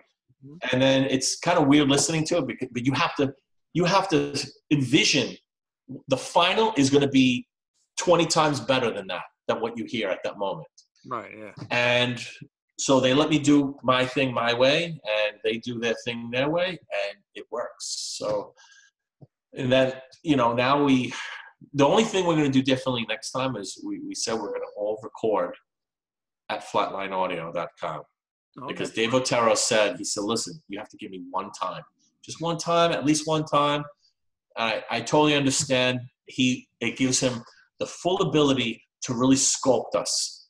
Not change us, but sculpt us into something even, you know, like a volume further. Will be really cool. Yeah, so. Definitely. This album is great. Just, you know, seeing how you guys did it just through, you know, Facebook Messenger and all that stuff. Yeah, that's how you put an album like that together. I don't. And then talk about getting together for a tour. We have to practice on our own, and then we get together for a few days before. Like the first run will probably be there a few days before. We practice. We have actors and actresses as well on hand, and by the end, we put everything together and we go out and we play. Wow. But then subsequent runs after that, we'll probably meet maybe a day before. Like we'll get there a day. When I say a day before, we'll have a day of rehearsal. So we'll get there 2 days before. Wow. First time out, this first time we'll probably get together 3 days before, just so we can prepare. But once you start getting years going, just coming back, we only need 1 day of rehearsal. And then we'll go out and play, 5-6 shows or whatever it is. And it's better that way because we could break it up. We could try to hit some festivals or some other, bigger events, and we factor in shows, whether it's nearby countries, nearby areas. And, I think it's great because to go out now, 3 weeks, 4 weeks in a clip, it's just really hard. It's really difficult to do something like that. Yeah, definitely. People have kids, they have family obligations. Yep. Big Great Danes that keeps walking in here. You can't see her. Well, Greg's got a maid in his back. Yeah. Oh, that's my roommate. Looks like a maid. Yeah. So, but that's pretty much it. That's cool. Is this like a continuation of the first album? I mean, obviously it is, but did you have the story already in your head for the second one? Yeah. So when we did the first album, like I said, originally it was supposed to be a recording project, a one-shot deal. Mm-hmm. However, as a fail-safe, I said, you know what, just in case, how would this story continue? How could I make this story continue? And then when I saw the response and the album Sweet Hollow first came out, I said, you know what? I spoke to Ule and I said, there has to be a second one. It's going to be called Manor of the Seven Gables. And he's like, what? Really? Okay, sure. Cool. Like that. So, but he didn't really know. I started telling him a little bit back then. Oh, no. He said, wow, this sounds crazy. So I had basic core ideas of where it was going to go and how it was going to go. Mm-hmm. Just like I know how it will continue now. But you'd have to kill me. You'd have to put bamboo shoots under my fingernails. Not kidding. So, but yes, I actually, if there would be a third record, I would have. I already have a title. I already have, like, I would say half the titles of the songs. I already know 3/4 of what's happening. And to answer your question, it is a direct continuation thematically. You broke up. What was that? Oh, so to answer your question originally, it is thematically, it is a direct continuation. Even more so, Manor of the Seven Gables occurs moments before Sweet Hollow ends. Okay. So when you listen to Sweet Hollow, at the very end, KK FOSSER is performing this ritual to try to save the soul of Mary Hawthorne, okay, who resembles his deceased daughter Miranda. Right. So he's performing what's called a transportation exorcism. He stabs her, right? This is part of the ceremony. And she screams, and that's it, right? It ends. Well, what you didn't know was, let's fast forward to Manor of Seven Gables. It opens up with three kids playing a game called Ghost in the Graveyard. Think of it as a reverse hide and seek. But more importantly, that's a song on the first record, Ghost in the Graveyard. That's how Mary and her brother Eric met KK in the cemetery, and they played this game, Ghost in the Graveyard. Well, they weren't the only kids around that time. There were these other group of kids were playing in the cemetery, Sweet Hollow Cemetery, at the very moments that the final parts of the ceremony were being, conducted. And these children stumbled upon it. And being shocked, like not knowing, they see, looks like someone is going to die. They go run and they let the town constable know that something really bad is going to happen, and it did. He sacrificed her, and while he's really like kind of absorbing what's happening, his assistant, who was unnamed in the first, but he nonetheless he was there. His name is Remsen. Remsen asks him, he says, Master, are you okay? Because he sees that something is happening to him. And you hear KK making like grunts. He's like, and he was possessed. And he says, yeah, I'm alive and breathing for now. You need to go. We need to leave. You need to prepare. We need to leave right now. Because Remsen's saying, they're coming. They're coming. You hear the dogs barking. The crowd is coming. They're coming to lynch him, right? Because they don't understand what he's about, what he's doing. They take off. Right before they leave, KK says to the vessel that lays before him, he says, there were better things for you, Mary, and you will return from the afterlife once more. Yeah. He does say that. And then they flee. They wind up taking a treacherous route to an indirect route, which was much more treacherous than if they would have taken a direct route, to Salem, Massachusetts, because KK knew of a coven that they were housed in this manor, and they called it Manor of the Seven Gables, and it was a coven. So they reach their destination. They're taken in by Sarah, who is a scullery maid, but she's also, she's part of the whole, the whole group. She's not really she's part of the coven, but she's more of a maid, and she takes them in. She helps them, and she senses that KK has this possession, and she wants to help him. And but in the meantime, back at Sweet Hollow, they discover the bodies of Mary. They discover the bodies of Henrietta, John, and Alyssa. They are all deceased. Not Alyssa, Matilda. Her name was Matilda. Alyssa was KK's wife. KK, you got some explaining to do. So they find all these bodies, and they want KK to be brought to justice, dead or alive. So they contract Peter Thompson, the last known witch hunter. Son of a bitch. And he hunts them down. So while he's looking for them, back at the coven, they cleanse KK. They cleanse him. That's in the song "As the Sage Burns." They actually cleanse him. Love that song. And it's actually that we're making a video for that. There's gonna be a video. Yeah. Okay. So that's gonna come out. I think first quarter of 2019, first or second quarter. So right before we go on our first leg. It's gonna be a regular video, not like the lyric video. No, it's gonna be a regular video. Yeah. So, but then you have Remsen, Peter Thompson. After the cleansing, Peter Thompson finally makes way to the manor and instructs his men to close in, and they know that KK's in there. And Sarah takes KK and Remsen to a secret stairwell for escape, and KK decides to stay behind. He tells Remsen, go on. Now it's time. It's time to flee. But more importantly, he's vital to completing the second part of their plan, right, which Remsen asks him previously. Do you want me to return for the second part of the plan? And he's like, no, not. Just patience. They need to hear word from the Raven, because the Raven brings word that Peter Thompson's on his way. So KK knew that things were going to go south. Right. So he wants Remsen to flee. He's staying, and he's going to bite the bullet.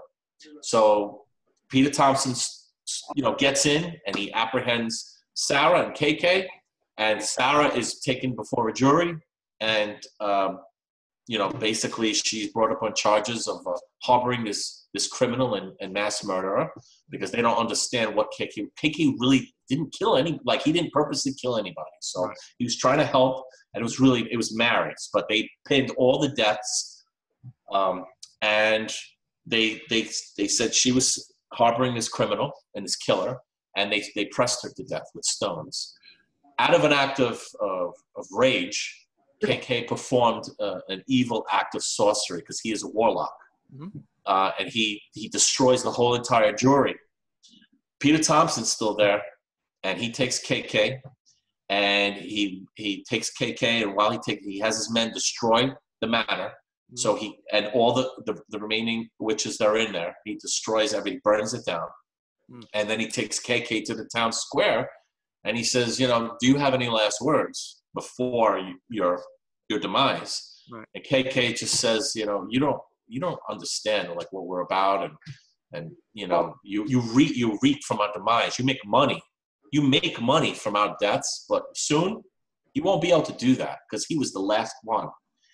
And Peter Thompson's just like, I know I'm making money, but when I killed your wife and your daughter during the Hemsmore trial, I did that for my pleasure. Now KK didn't know that, because in the very beginning of Sweet Hollow, we learned that KK lost his entire family. He lost his wife Alyssa, he lost his wife Miranda, because of him trying to resurrect his baby, whose name was Abby. He tried to resurrect her because the baby died, and being a family man, he tried to bring her back. The townspeople took KK into town square in the beginning of Sweet Hollow and made him watch, besides destroying the baby, they took him to town square and made him watch as his wife Alyssa and daughter Miranda, his older daughter Miranda, were burned alive at the stake. But it was Peter Thompson who did it. Right, yeah. And KK didn't know that. No. And KK, aside from watching his daughter and his wife be burned alive, and not being successful, he was successful with the raising of his baby, but they killed her. They killed the baby. Besides all of that, they branded him with an inverted Celtic cross. So he would walk the remaining days on earth bearing the mark of evil. So, and bringing shame to his family. And you have to go back to that very beginning, because now when you go to the end of Marriage of the Seven Gables, he tells him, I did that for pleasure. I didn't get paid for that. I did that one for pleasure. Cheerio, bye-bye. He's in English. He hails from England, Peter Thompson. And he's just like, bye-bye, see ya. And, oh, by the way, don't forget to give my regards to your family. And, it's just like, what a douche. He's just a total douche. And KK is just, he has his last words, and he says, you know what? I'm going to be back.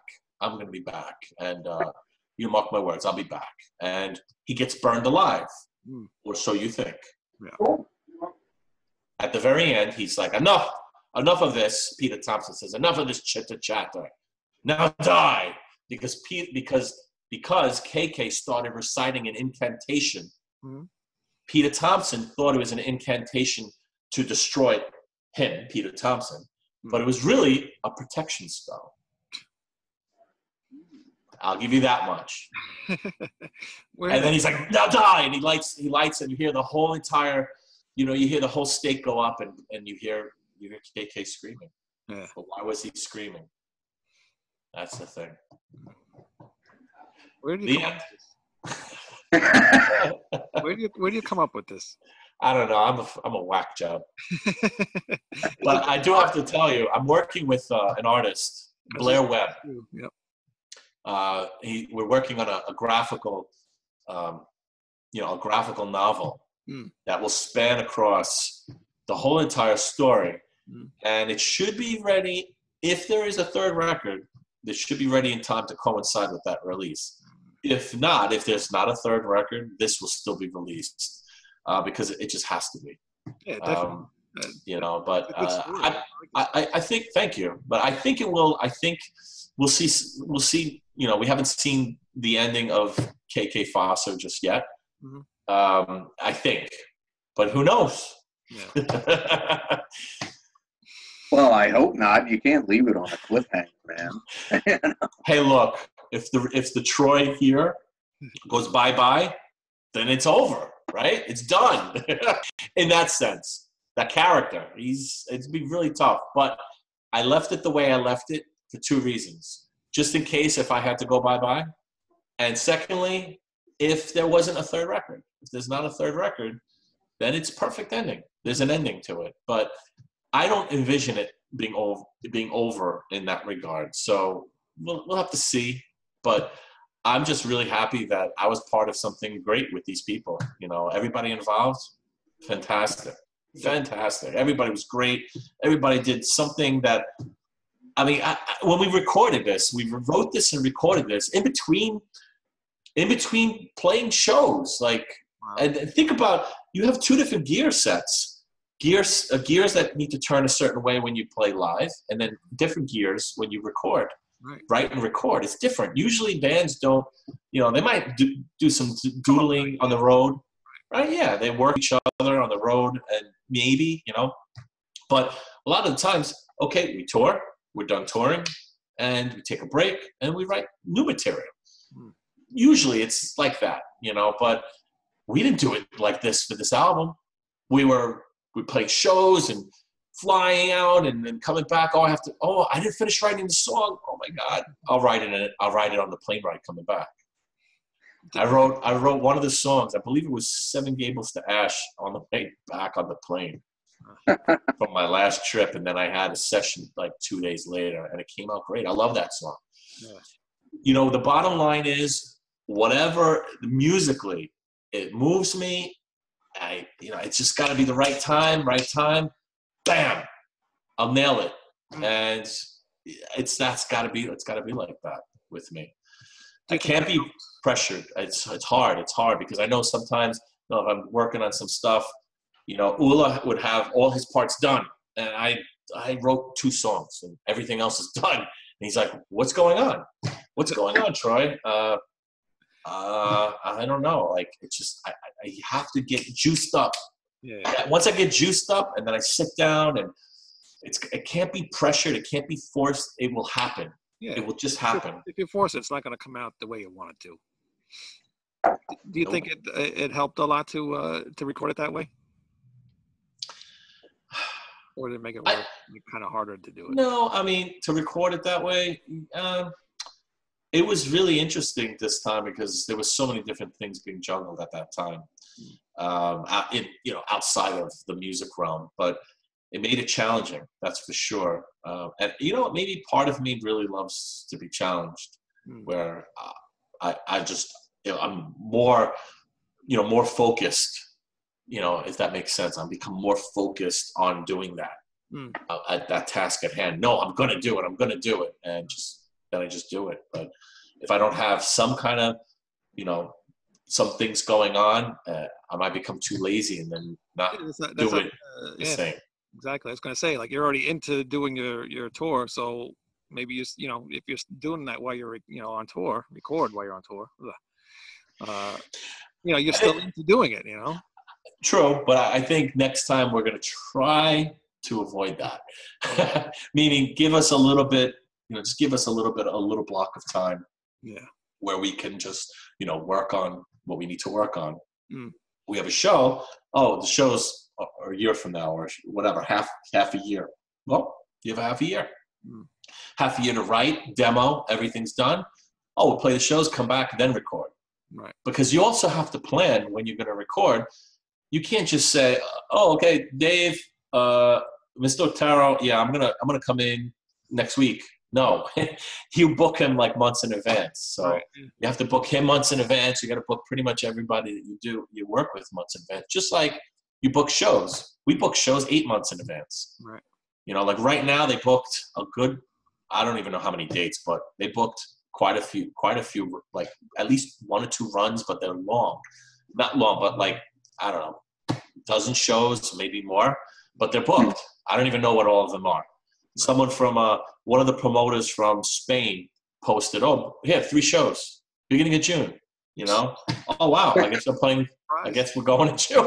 Like, I just found that out, but we'll know the dates really soon, and there'll be more over the course of time. But it's like a roller coaster.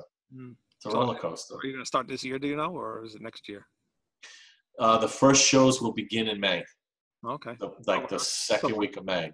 Okay. Yeah. Does it start in the U.S. or does it start in Europe? It starts in Europe. Okay. It starts in Europe, but it will come. We will do U.S. shows. I'm thinking because U.S. is so big. Now, I'm telling you, when we drove, when we did like, I don't know, 7 or 8 shows in the U.S. and Canada, I mean, we drove for like 2.5 weeks. It was like 13,000 miles. I'm just giving you an idea. Okay.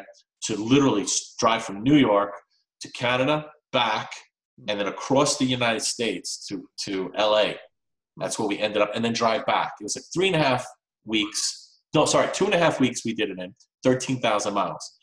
Now, we drove in the same amount of time through multiple countries, Germany, Denmark, Netherlands, we drove through France, Spain. It was just insane. It was like 3 and change. Let's say 3,000 kilometers. So what does that work out to? But it's less than driving the U.S. and back. Right. And it's just you could take. It's just so I think what we're probably going to be doing is we'll do like maybe one like an East Coast to Canada run, that sort of thing. Maybe another run be West Coast or Central to West Coast, something like that. Let's say at least 2 runs for U.S. and Canada. We'll break it up. There's no way we'll be playing for like a month. If we do it any other way. But we'll be back, but it'll be after Europe. Then we'll come to US and Canada. There's even talk about us playing in South America, so that would be a first too. That's cool. Be cool to see you guys come to Minneapolis. I'll keep that in mind. And it's right by Canada. There you go. That's true. That's true. I would love to play in every state if possible, or most states. That would be a great thing. You know what? There's such a large-sized metal scene here, and Impaler's still the biggest band in the area, so people are really into theatrics. I think you do real well here. What's the biggest band? Impaler. Impaler, he said, yeah. I didn't hear you. Wow. Well, you never know what's going to happen, but I'm game. I'm game. Cool. We'll see. But definitely, I would like to play, at least some key areas. And it seems like Halloween, they actually did a similar run. And I asked them, I asked the manager, because he had an involvement with that. Whereas, they played they had a certain pattern that they followed.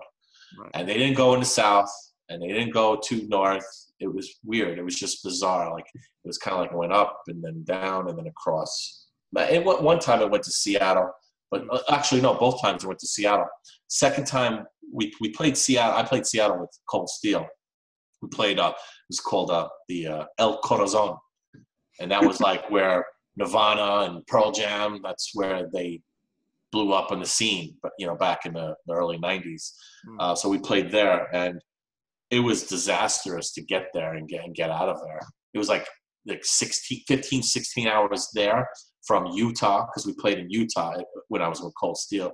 Utah to, literally, it's like 15-hour drive to Seattle, and then 17 hours we had to drive to Anaheim. And we did it. And when we were with them, it was just so much more gear, so much more equipment, and so much more people. And our tour manager was saying, that's not happening. Yeah. So, with your voice with doing all that traveling. What was that? How do you deal with your voice doing all that traveling? Let's see. Well, I try to drink warm tea, or warm, something warm, even warm water.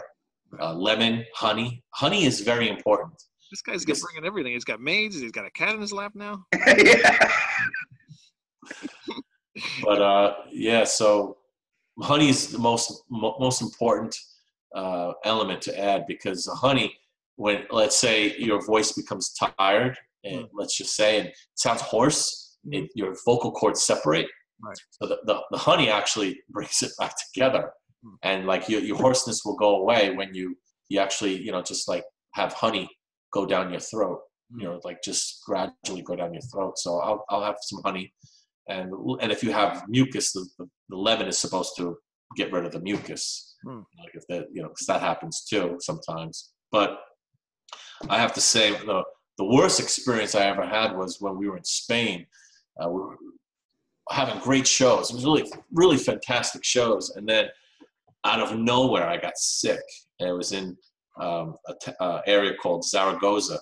Right. And it's like in the desert. It's literally in the desert. And they actually experience siesta over there. So when we first arrived, it was like a ghost town. It's like 3 o'clock. Where is everybody? They were all sleeping.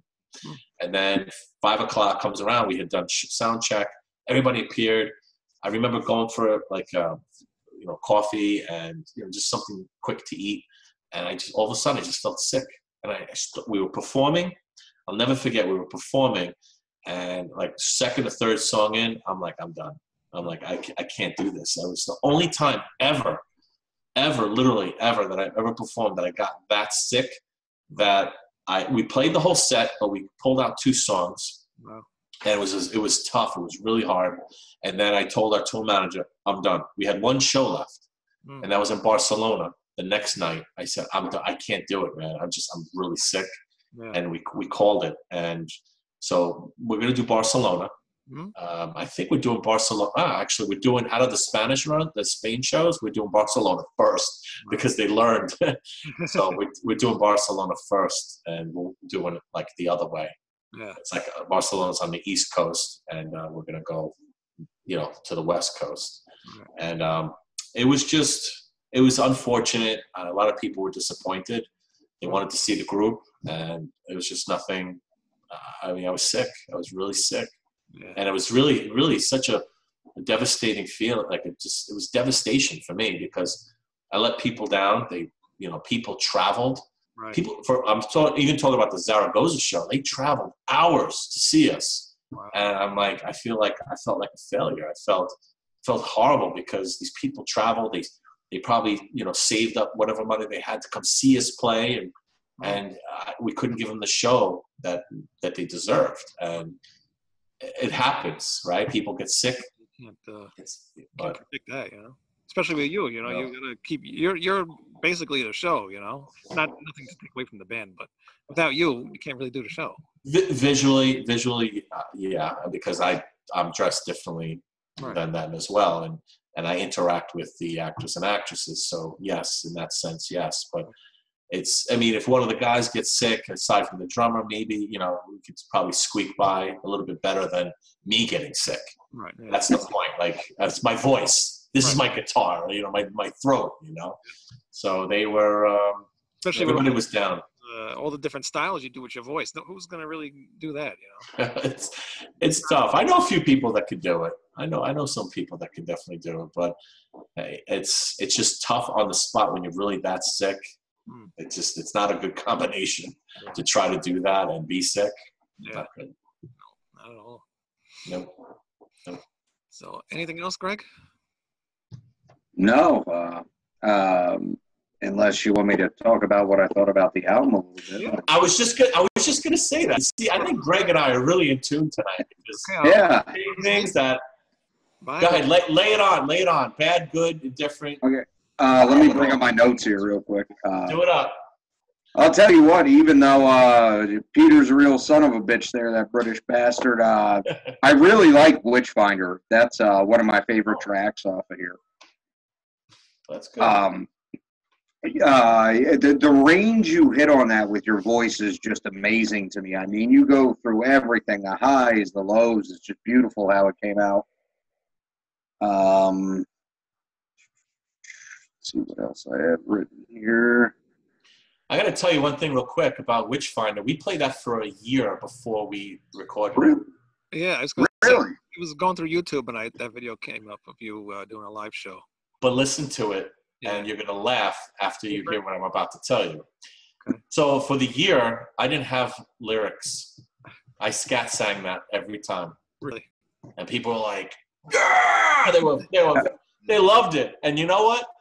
The way I sang it is the way I sing it, but I have lyrics. I had lyrics when I recorded it. It's unfortunate, but I just didn't have the time to write the lyrics. That's funny. No disrespect to anybody, but I had to do it that way. There was no way around it.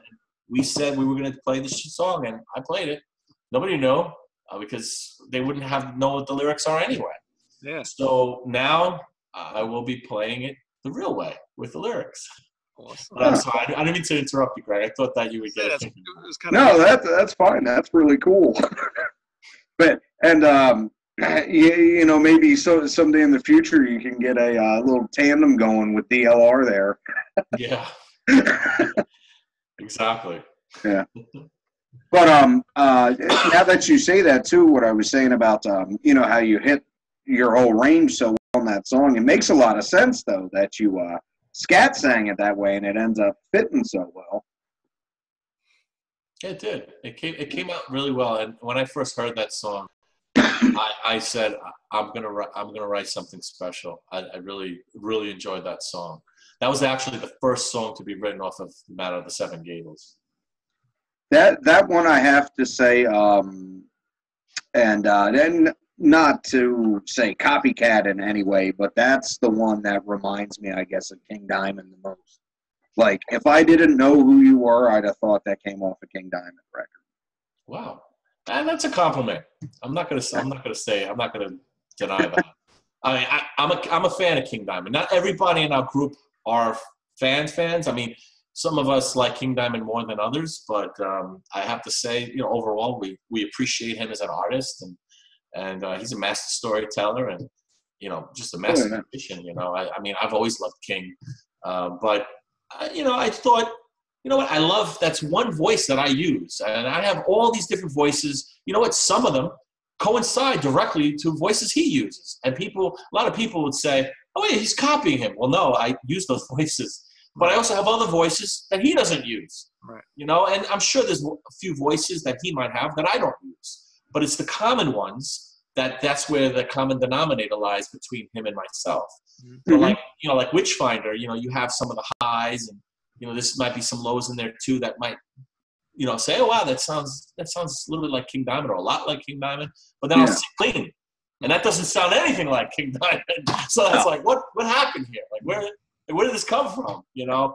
So that's how a lot of reviewers, majority of the people that review us, they get that, you know, they understand, and they might listen to the whole record, and they wind up saying, you know what, he uses some, you know, embellishing here and there, and it's like either a tip of the hat to King or a nod to King or whatever it may be, but it's, you know, it reminds you, the listener, of King Diamond, but then he doesn't sound anything like King Diamond. So it's like mind-boggling. I like that. I like keeping people on their, you know, thinking. Oh, yeah. What am I going to do next?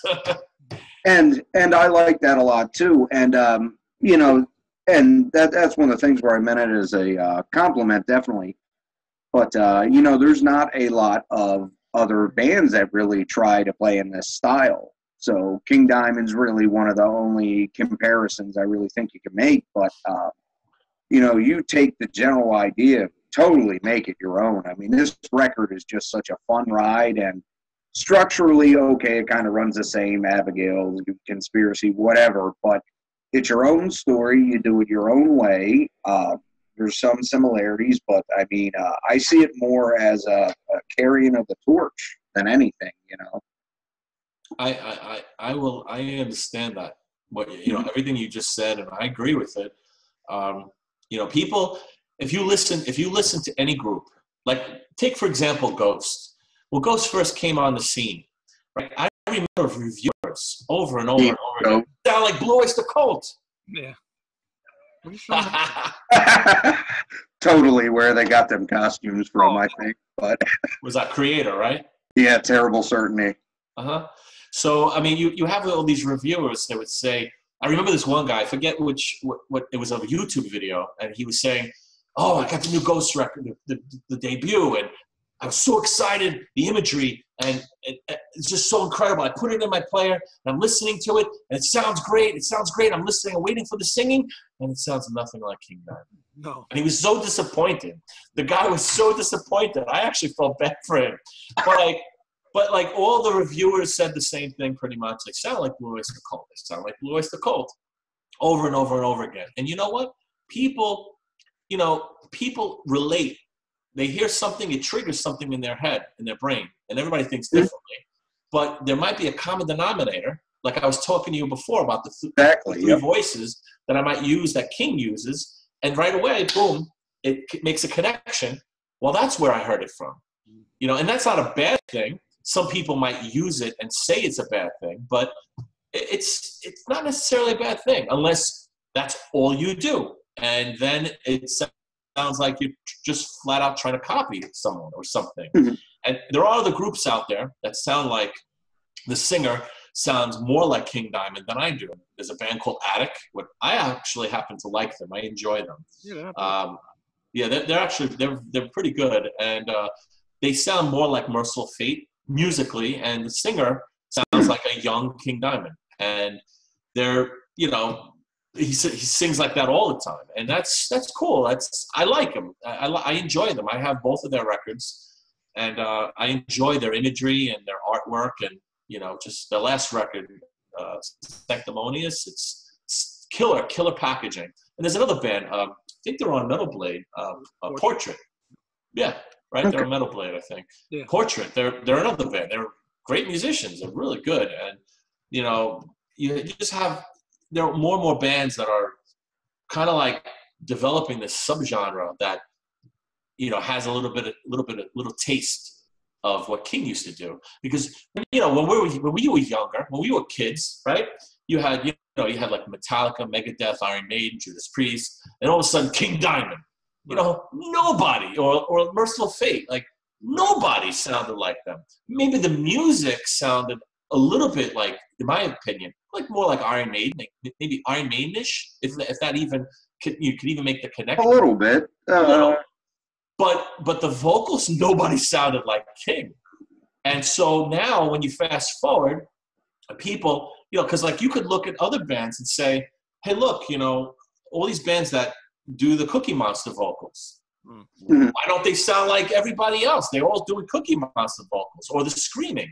You know, wow, that sounds like this band and this band and this band, all these different bands, but nobody really says that. But I think depending on what influenced you when you're writing and you're performing, it's definitely like dialed in your DNA, so to speak, to be a certain way, and then you have your own ideas. Right. So, you know, that's what you hear on this record. I mean, we have influences like, you know, my background is thrash metal.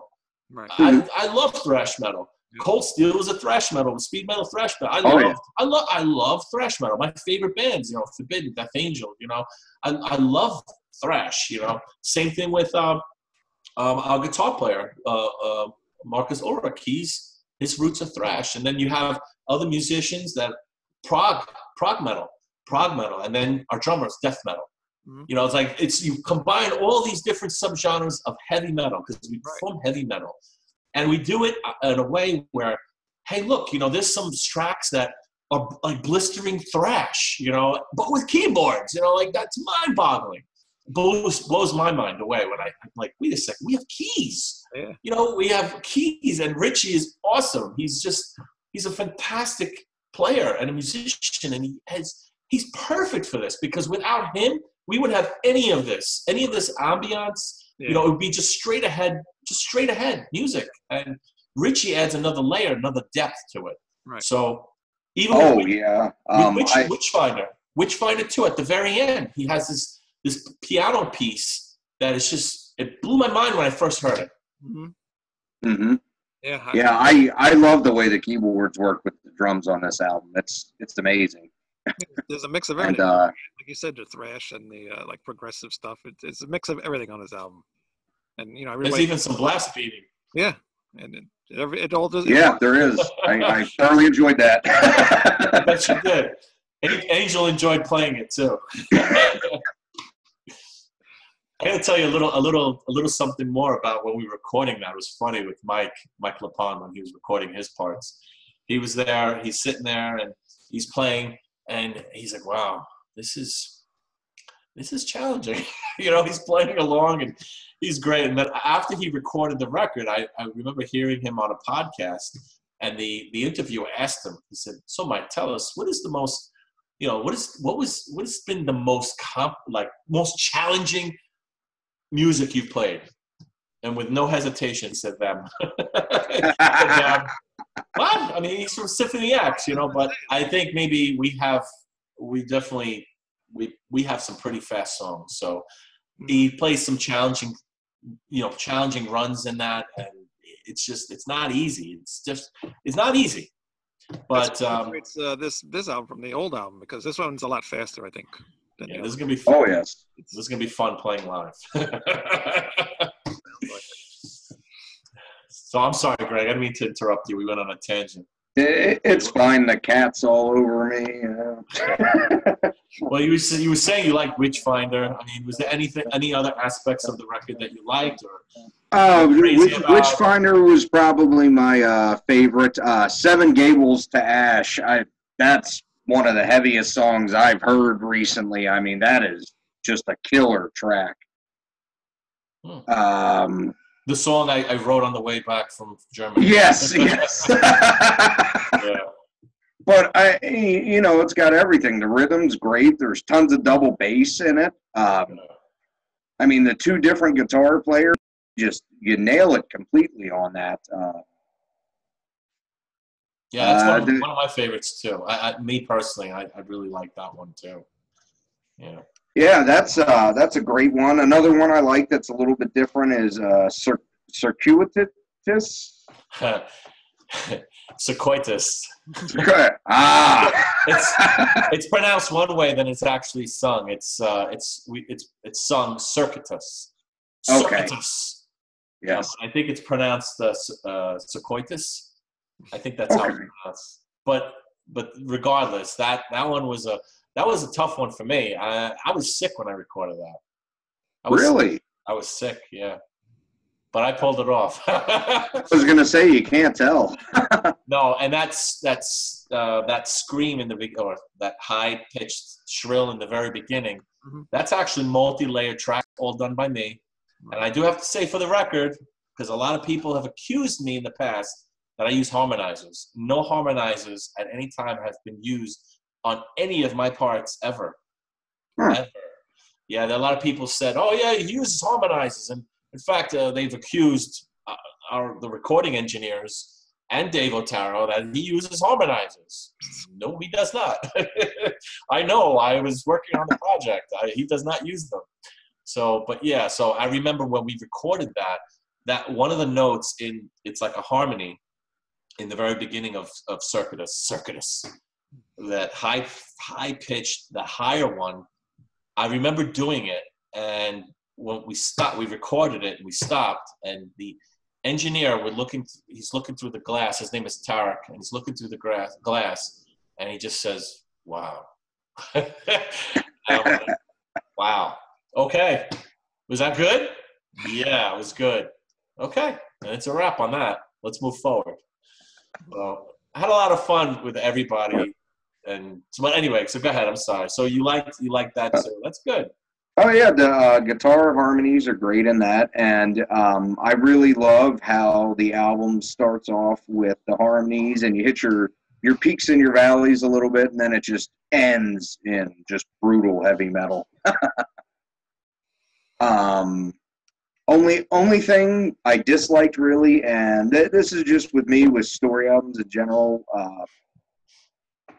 The 2 tracks after Witchfinder 5 and 6, I can't remember the names off the top of my head right now, but they drag just a little bit. But other than that, I think the album flows great. It's just those 2 little moments where Ravna, that's the name of it, right? Ravna. Is that how you say it? Yeah. So right after Witchfinder was a Scullery Maid, which is really like an intermezzo. Right. Yeah. It's like not even 2 minutes, just a little bit of dialogue to let you know which way the story is going. And then you had Ravna, yeah, which is more laid back, yeah. Yeah, that brings the album up a little bit because it's like so like in your face, like the whole first half of the album. That kind of gives you like a little break from it, and then goes right back. The thing is, not everybody would like that. In the case, Greg was saying, he's not really too crazy about it. That's cool because there's some people that really aren't. But it was strategically done that way because that's where the story, because like if you think of, like look, remember when like the whole Star Wars original trilogy, right? Mm-hmm. It's a bombastic beginning. Boom, it dies down, and it creeps up, climatic ending. That's a very basic formula that I wanted to follow thematically, and in order to do that, we needed to have certain mood-driven music, and that's where that track came in. And you know what?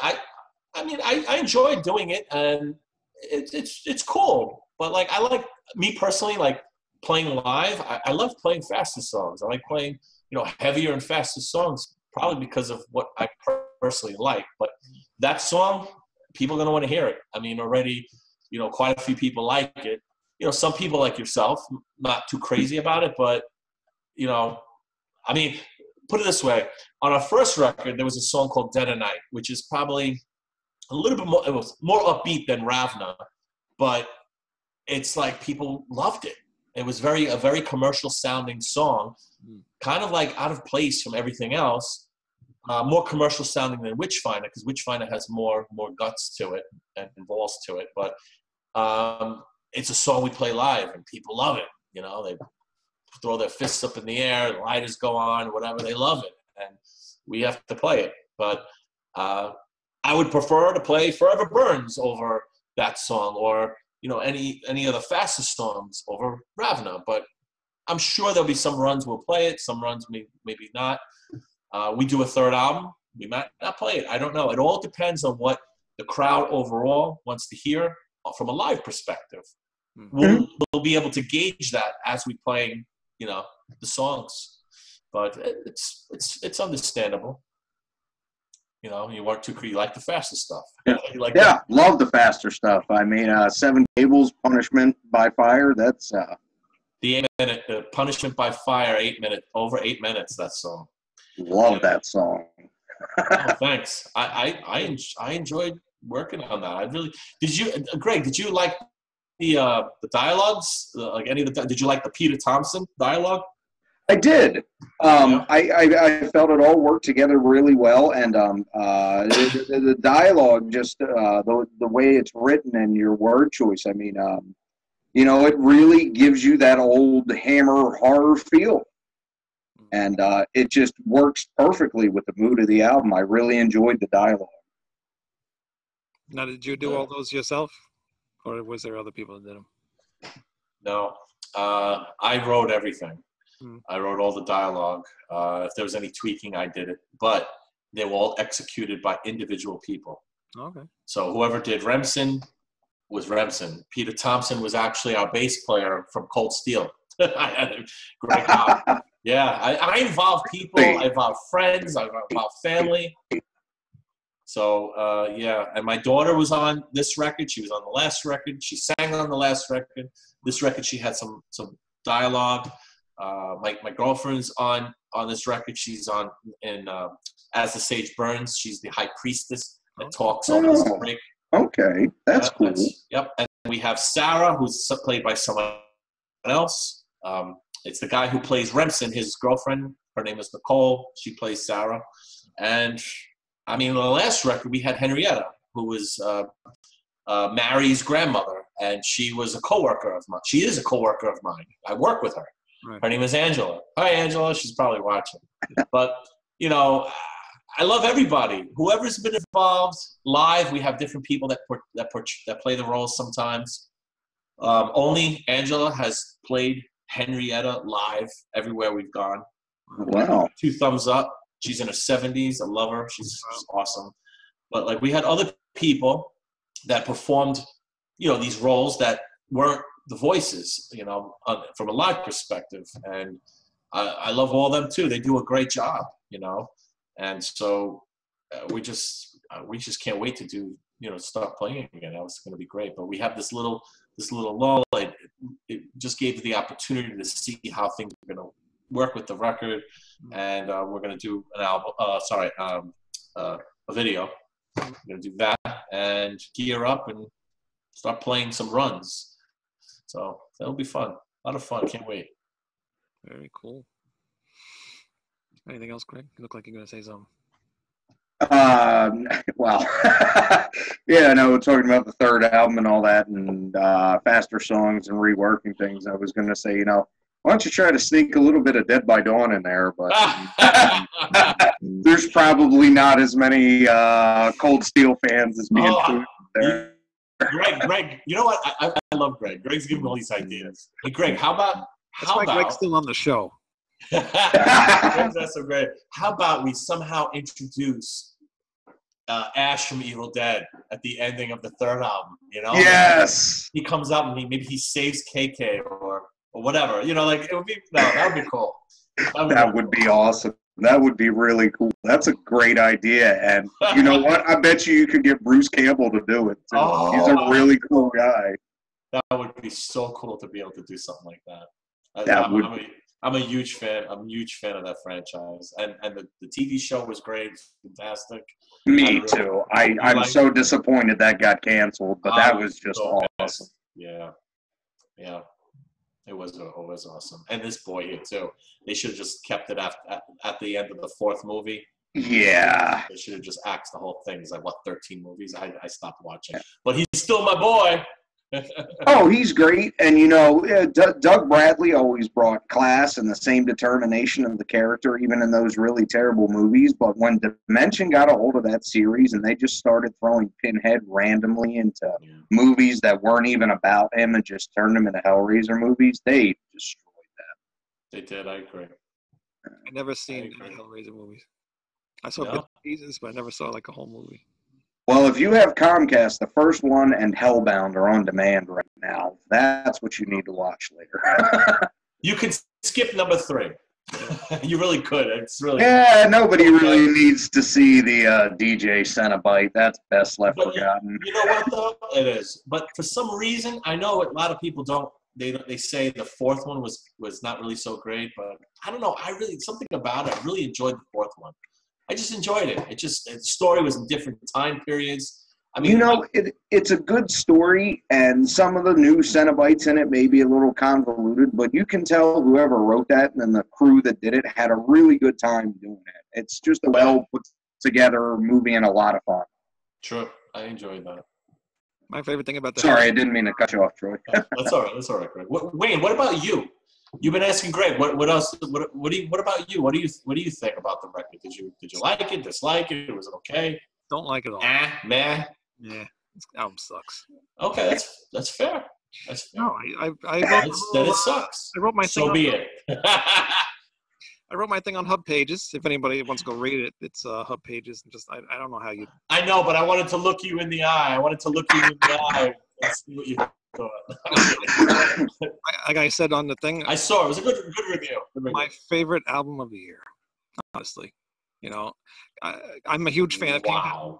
I'm a huge fan of King Diamond. And he hasn't released an album in almost a decade, and it has filled in that gap where, you know, I don't want to compare you to King Diamond, but it's filling in that gap where I miss King Diamond and you just took over, you know?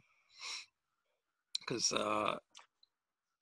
I'll be surprised. I mean, don't hate me for saying this, but I'd be surprised if we hear any music again from him. And that's I'm sad to say that only because I'm a fan too. I love King Diamond. Yeah. I mean, if he's booking shows. Remember what I just told you before about the different set of gears, recording versus playing live? He's booking shows. Mm-hmm. You know, he's going to be playing. You know, where's the record? You know, like all the fans. Not going to have any time. Look, I'm a fan too. Right? I'm getting pissed. Like, I want a new record. I want a new King record. Yeah. When was the last one he released? That was, what was that? Give Me Your Soul, Please. Yeah, yep. That was a pretty good record. That was a pretty good record. I enjoyed it. I listened to it quite a bit. And when did that come out? 2007? 2007, right? Yeah. 2007. What, 11 years ago? Come on, man. Well, he did have that heart attack.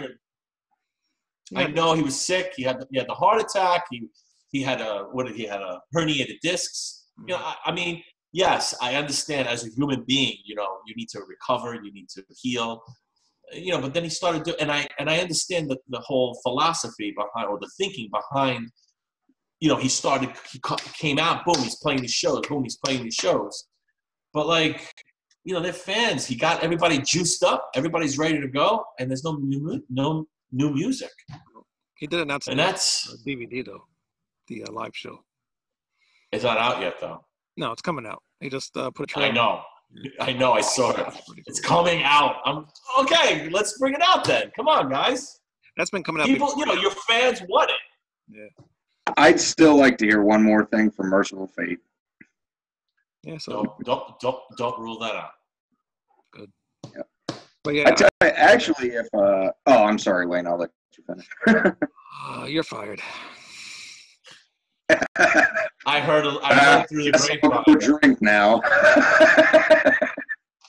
Well, yeah, no. I heard through the grapevine. Yeah. That might happen. Cool. Spoiler. See, well, I didn't say it was going to happen. I heard that it might happen. It's gotta happen at some point. But my best concert moment ever was Merciful Fate. Yeah, I never seen Have you ever heard this story before, Wayne? No. Maybe yeah. Okay. So I loved Merciful Fate, King Diamond for years. Never seen them before. They came out and they did I want to say it was the Dead Again tour, probably. And I saw them down in Virginia, and they were going through their whole thing, and, you know, I was up front headbanging the whole time, and King, you know, they were getting ready to play Black Funeral, and he says, "We're going to play this short one now." And I jumped right up there, and I went, "Satan's Fall!" And he just stops, and he goes, "Satan's Fall? This is not the short one. Just for you, Satan's Fall." Wow. And that was awesome. That's an epic moment. And then the thing that was epic. Out of nowhere. So I never got to meet him, but that was amazing.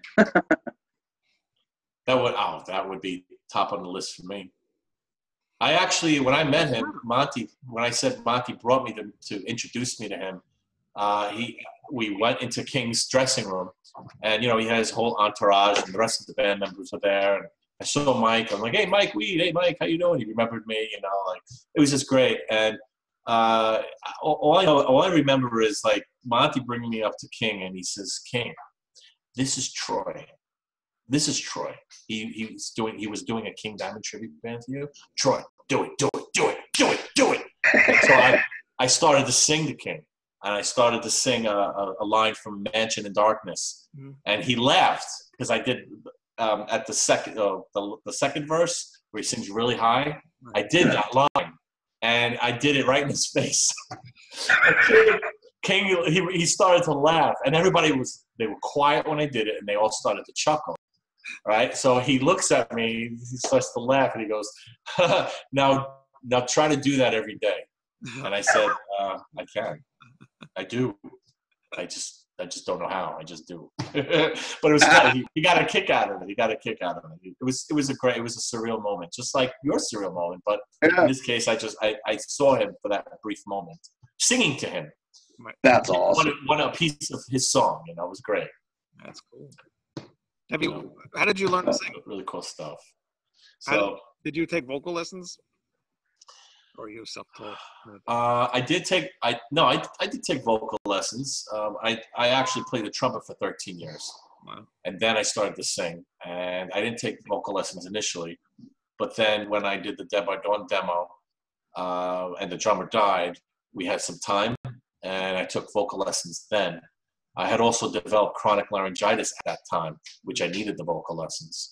So the vocal lessons helped a lot. But I'm going to do something soon because I need to, before going out, I have to literally train myself, almost think of it like a boxer who goes in a ring. You're going to fight a 40-minute fight. Think about it. They have to train hours a day. You have to physically train, you have to, vocally train from a singer's perspective. So you have to be able to sing for like a few hours to sing an hour every night. Right. It's the same concept. But you can't just go out and sing 3 hours straight if you haven't been singing for a few months. I took a break. I've dabbled here and there with some friends and whatnot, like doing some live stints and whatnot. But I took a little break. So, relaxing. And then now I got to gear up. So it's going to take months. Right. And you gear up, build it up. So by the time you go out, you're ready. Boom. You could sing an hour, no problem, each night, 5 nights in a row. You try to do that 5 nights in a row. By the 6th night, you need like a day off. At least I would. I'm pushed 50, and I need to be up there. Mm-hmm. Like you said, I have all this different stuff going on, and I have to be on. People are going to be like this with a magnifying glass, So it takes time to build up the momentum and the stamina to get to that point. Right. So I start soon. Do we regret doing so many different styles in singing on the them stuff? No, because actually, when I sing as me, Troy, in Cold Steel, that's harder. Right. Really. It's harder than this, believe it or not. Wow. I think it's because it's more aggressive than singing as KK. So it's definitely harder. Wow. So I don't regret it. It's fun. It makes things interesting. Yeah, it does. And I love to see people's. Yeah, you do. Yeah, it's fun watching people's reactions live too. Most bands, they all kind of just do what they do, like one thing. Like most singers are just, do one thing. They don't do nothing different. But you do so many different things. It's I like that kind of stuff. Makes it a little more interesting. That's all. Yeah, that's all. All right. Well, this interview has went crazy long. Yeah. There's a lot to say. Yeah. Hey, you know what, Wayne? I could tell you I could keep you on for another 2 hours easily. You can. But we're not going to do that. No. Killing me to see. But it would be fun. Yeah. But no, I very enjoyed this interview very much. And like I said, I love the album. Album of the year to me. Anyway. Thank you. Yep, definitely. Wow, thank you. Thank you very much. I love every song on the album. I'm being very honest. Not even lying to you. Definitely. Thank I you. can't wait till the freaking. I'm sure the guys will be very happy. Yeah, definitely. Oh yeah, that's right. Both of you get the vinyl. Yep. Yeah. So just keep in mind it's 2 vinyl, right? So the 4th side, it just has an etching. It doesn't play. Oh, cool. It's an etching. It's a silhouette etching. So if you wanted to, you can actually frame it. It's actually cool. It's a silhouette of what's going on the front cover. It's pretty cool. Wow, It's not playable. It's not playable at all. Nice. So just the first 3 sides play. Good idea. And they did that on purpose because if you crunched everything up on one vinyl, you would have quality loss, and they didn't want that. They wanted the quality to remain, so it had to go onto the 3 sides. Wow. Good. That's excellent. They did that. Yeah. Oh, they knew what they were doing. They did a great job. Steam Hammer decided that. Yeah. Okay. Cool. Can't wait to get it in December. Yeah, me too. Oh man, I'm so sorry about that. I mean, That sucks. It's embarrassing. I mean, but the thing is, there was a few. I'll just listen. I won't give you exact numbers, but like there was several thousand pre-order physical copies. Right. Already, like before it came out. So we found that out a few days before, and I'm like, what? Really? Physical? Really? Wow. Oh, wow, that's great. Yeah. So, we just unfortunately have to be a little bit more patient. I'm actually trying to buy a copy for myself. I mean, I have a copy that was given to me, but I just wanted to buy like a copy, so maybe for a family member or 2 or whatever, just as a gift, that sort of thing. Yeah. But I can't even do that. See, with the last album, I pre-ordered the last album on Bandcamp, so I got all the extras and stuff like that. Oh, you got all the extra goodies? I don't even. Do you have? You got the post? Did you got a poster? Yeah, I got a poster and those postcards. Yep. You did, yeah. Yep. Yeah, they have a poster. They have a poster that they have out now. I don't even have it, but I try to keep like one or 2 of each thing. I put it in like a chest that for like my memories and that sort of thing. But I didn't do that this year. I didn't because just have it. You had it like it was European, so I figured the shipping cost is like ridiculous. So what's this? Oh, you see this? I saw that. So this is what's called the KK spray. Right. So our crazy German counterparts made this alcoholic cherry schnapps. It's a spray. And it's called the KK spray, and they sell it at shows for like €5, and it tastes great. I told them, guys, what are you doing? Like, make bottles of this, because schnapps is pretty big over there. Really? It's schnapps is big in Germany, so make bottles of schnapps. Let's do it. I want a bottle of this thing. But I came back with like 20 of these because they don't have the ability to send them over here just yet. And it was just it was good. They went down like the Titanic. Wow, that's cool. KK spray. Yeah, we're trying to get it over here. I would love to get my hands on one of those. Like this is great. I mean, like, look, if you're out at a show and you just squirt a few, this is 40% by volume alcohol, 40% alcohol by volume.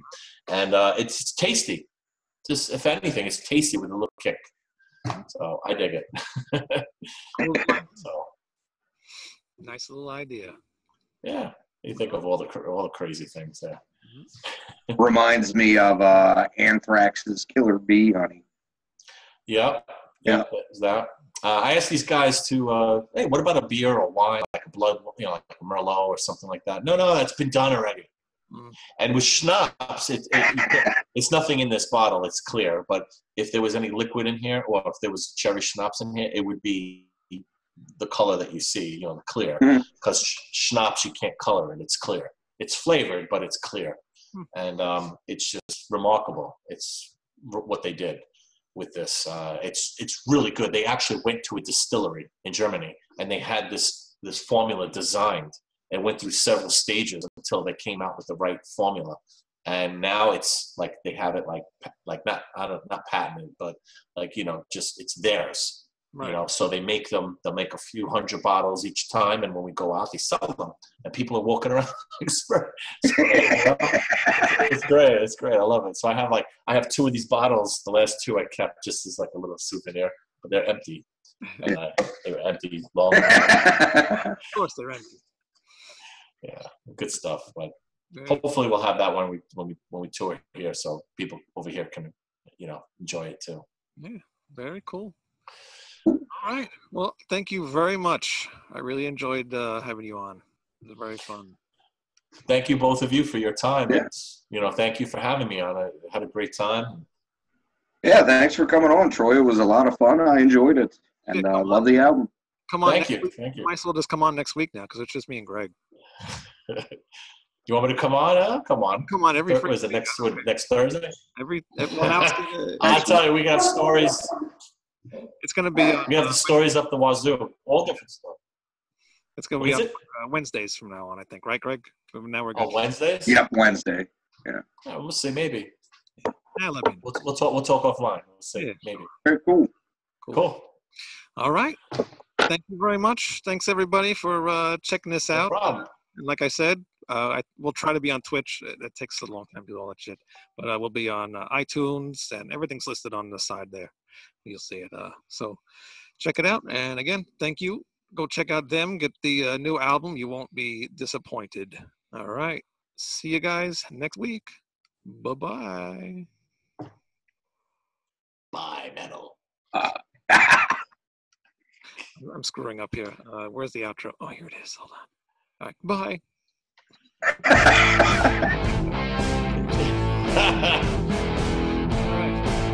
All right, guys. Thank you so much.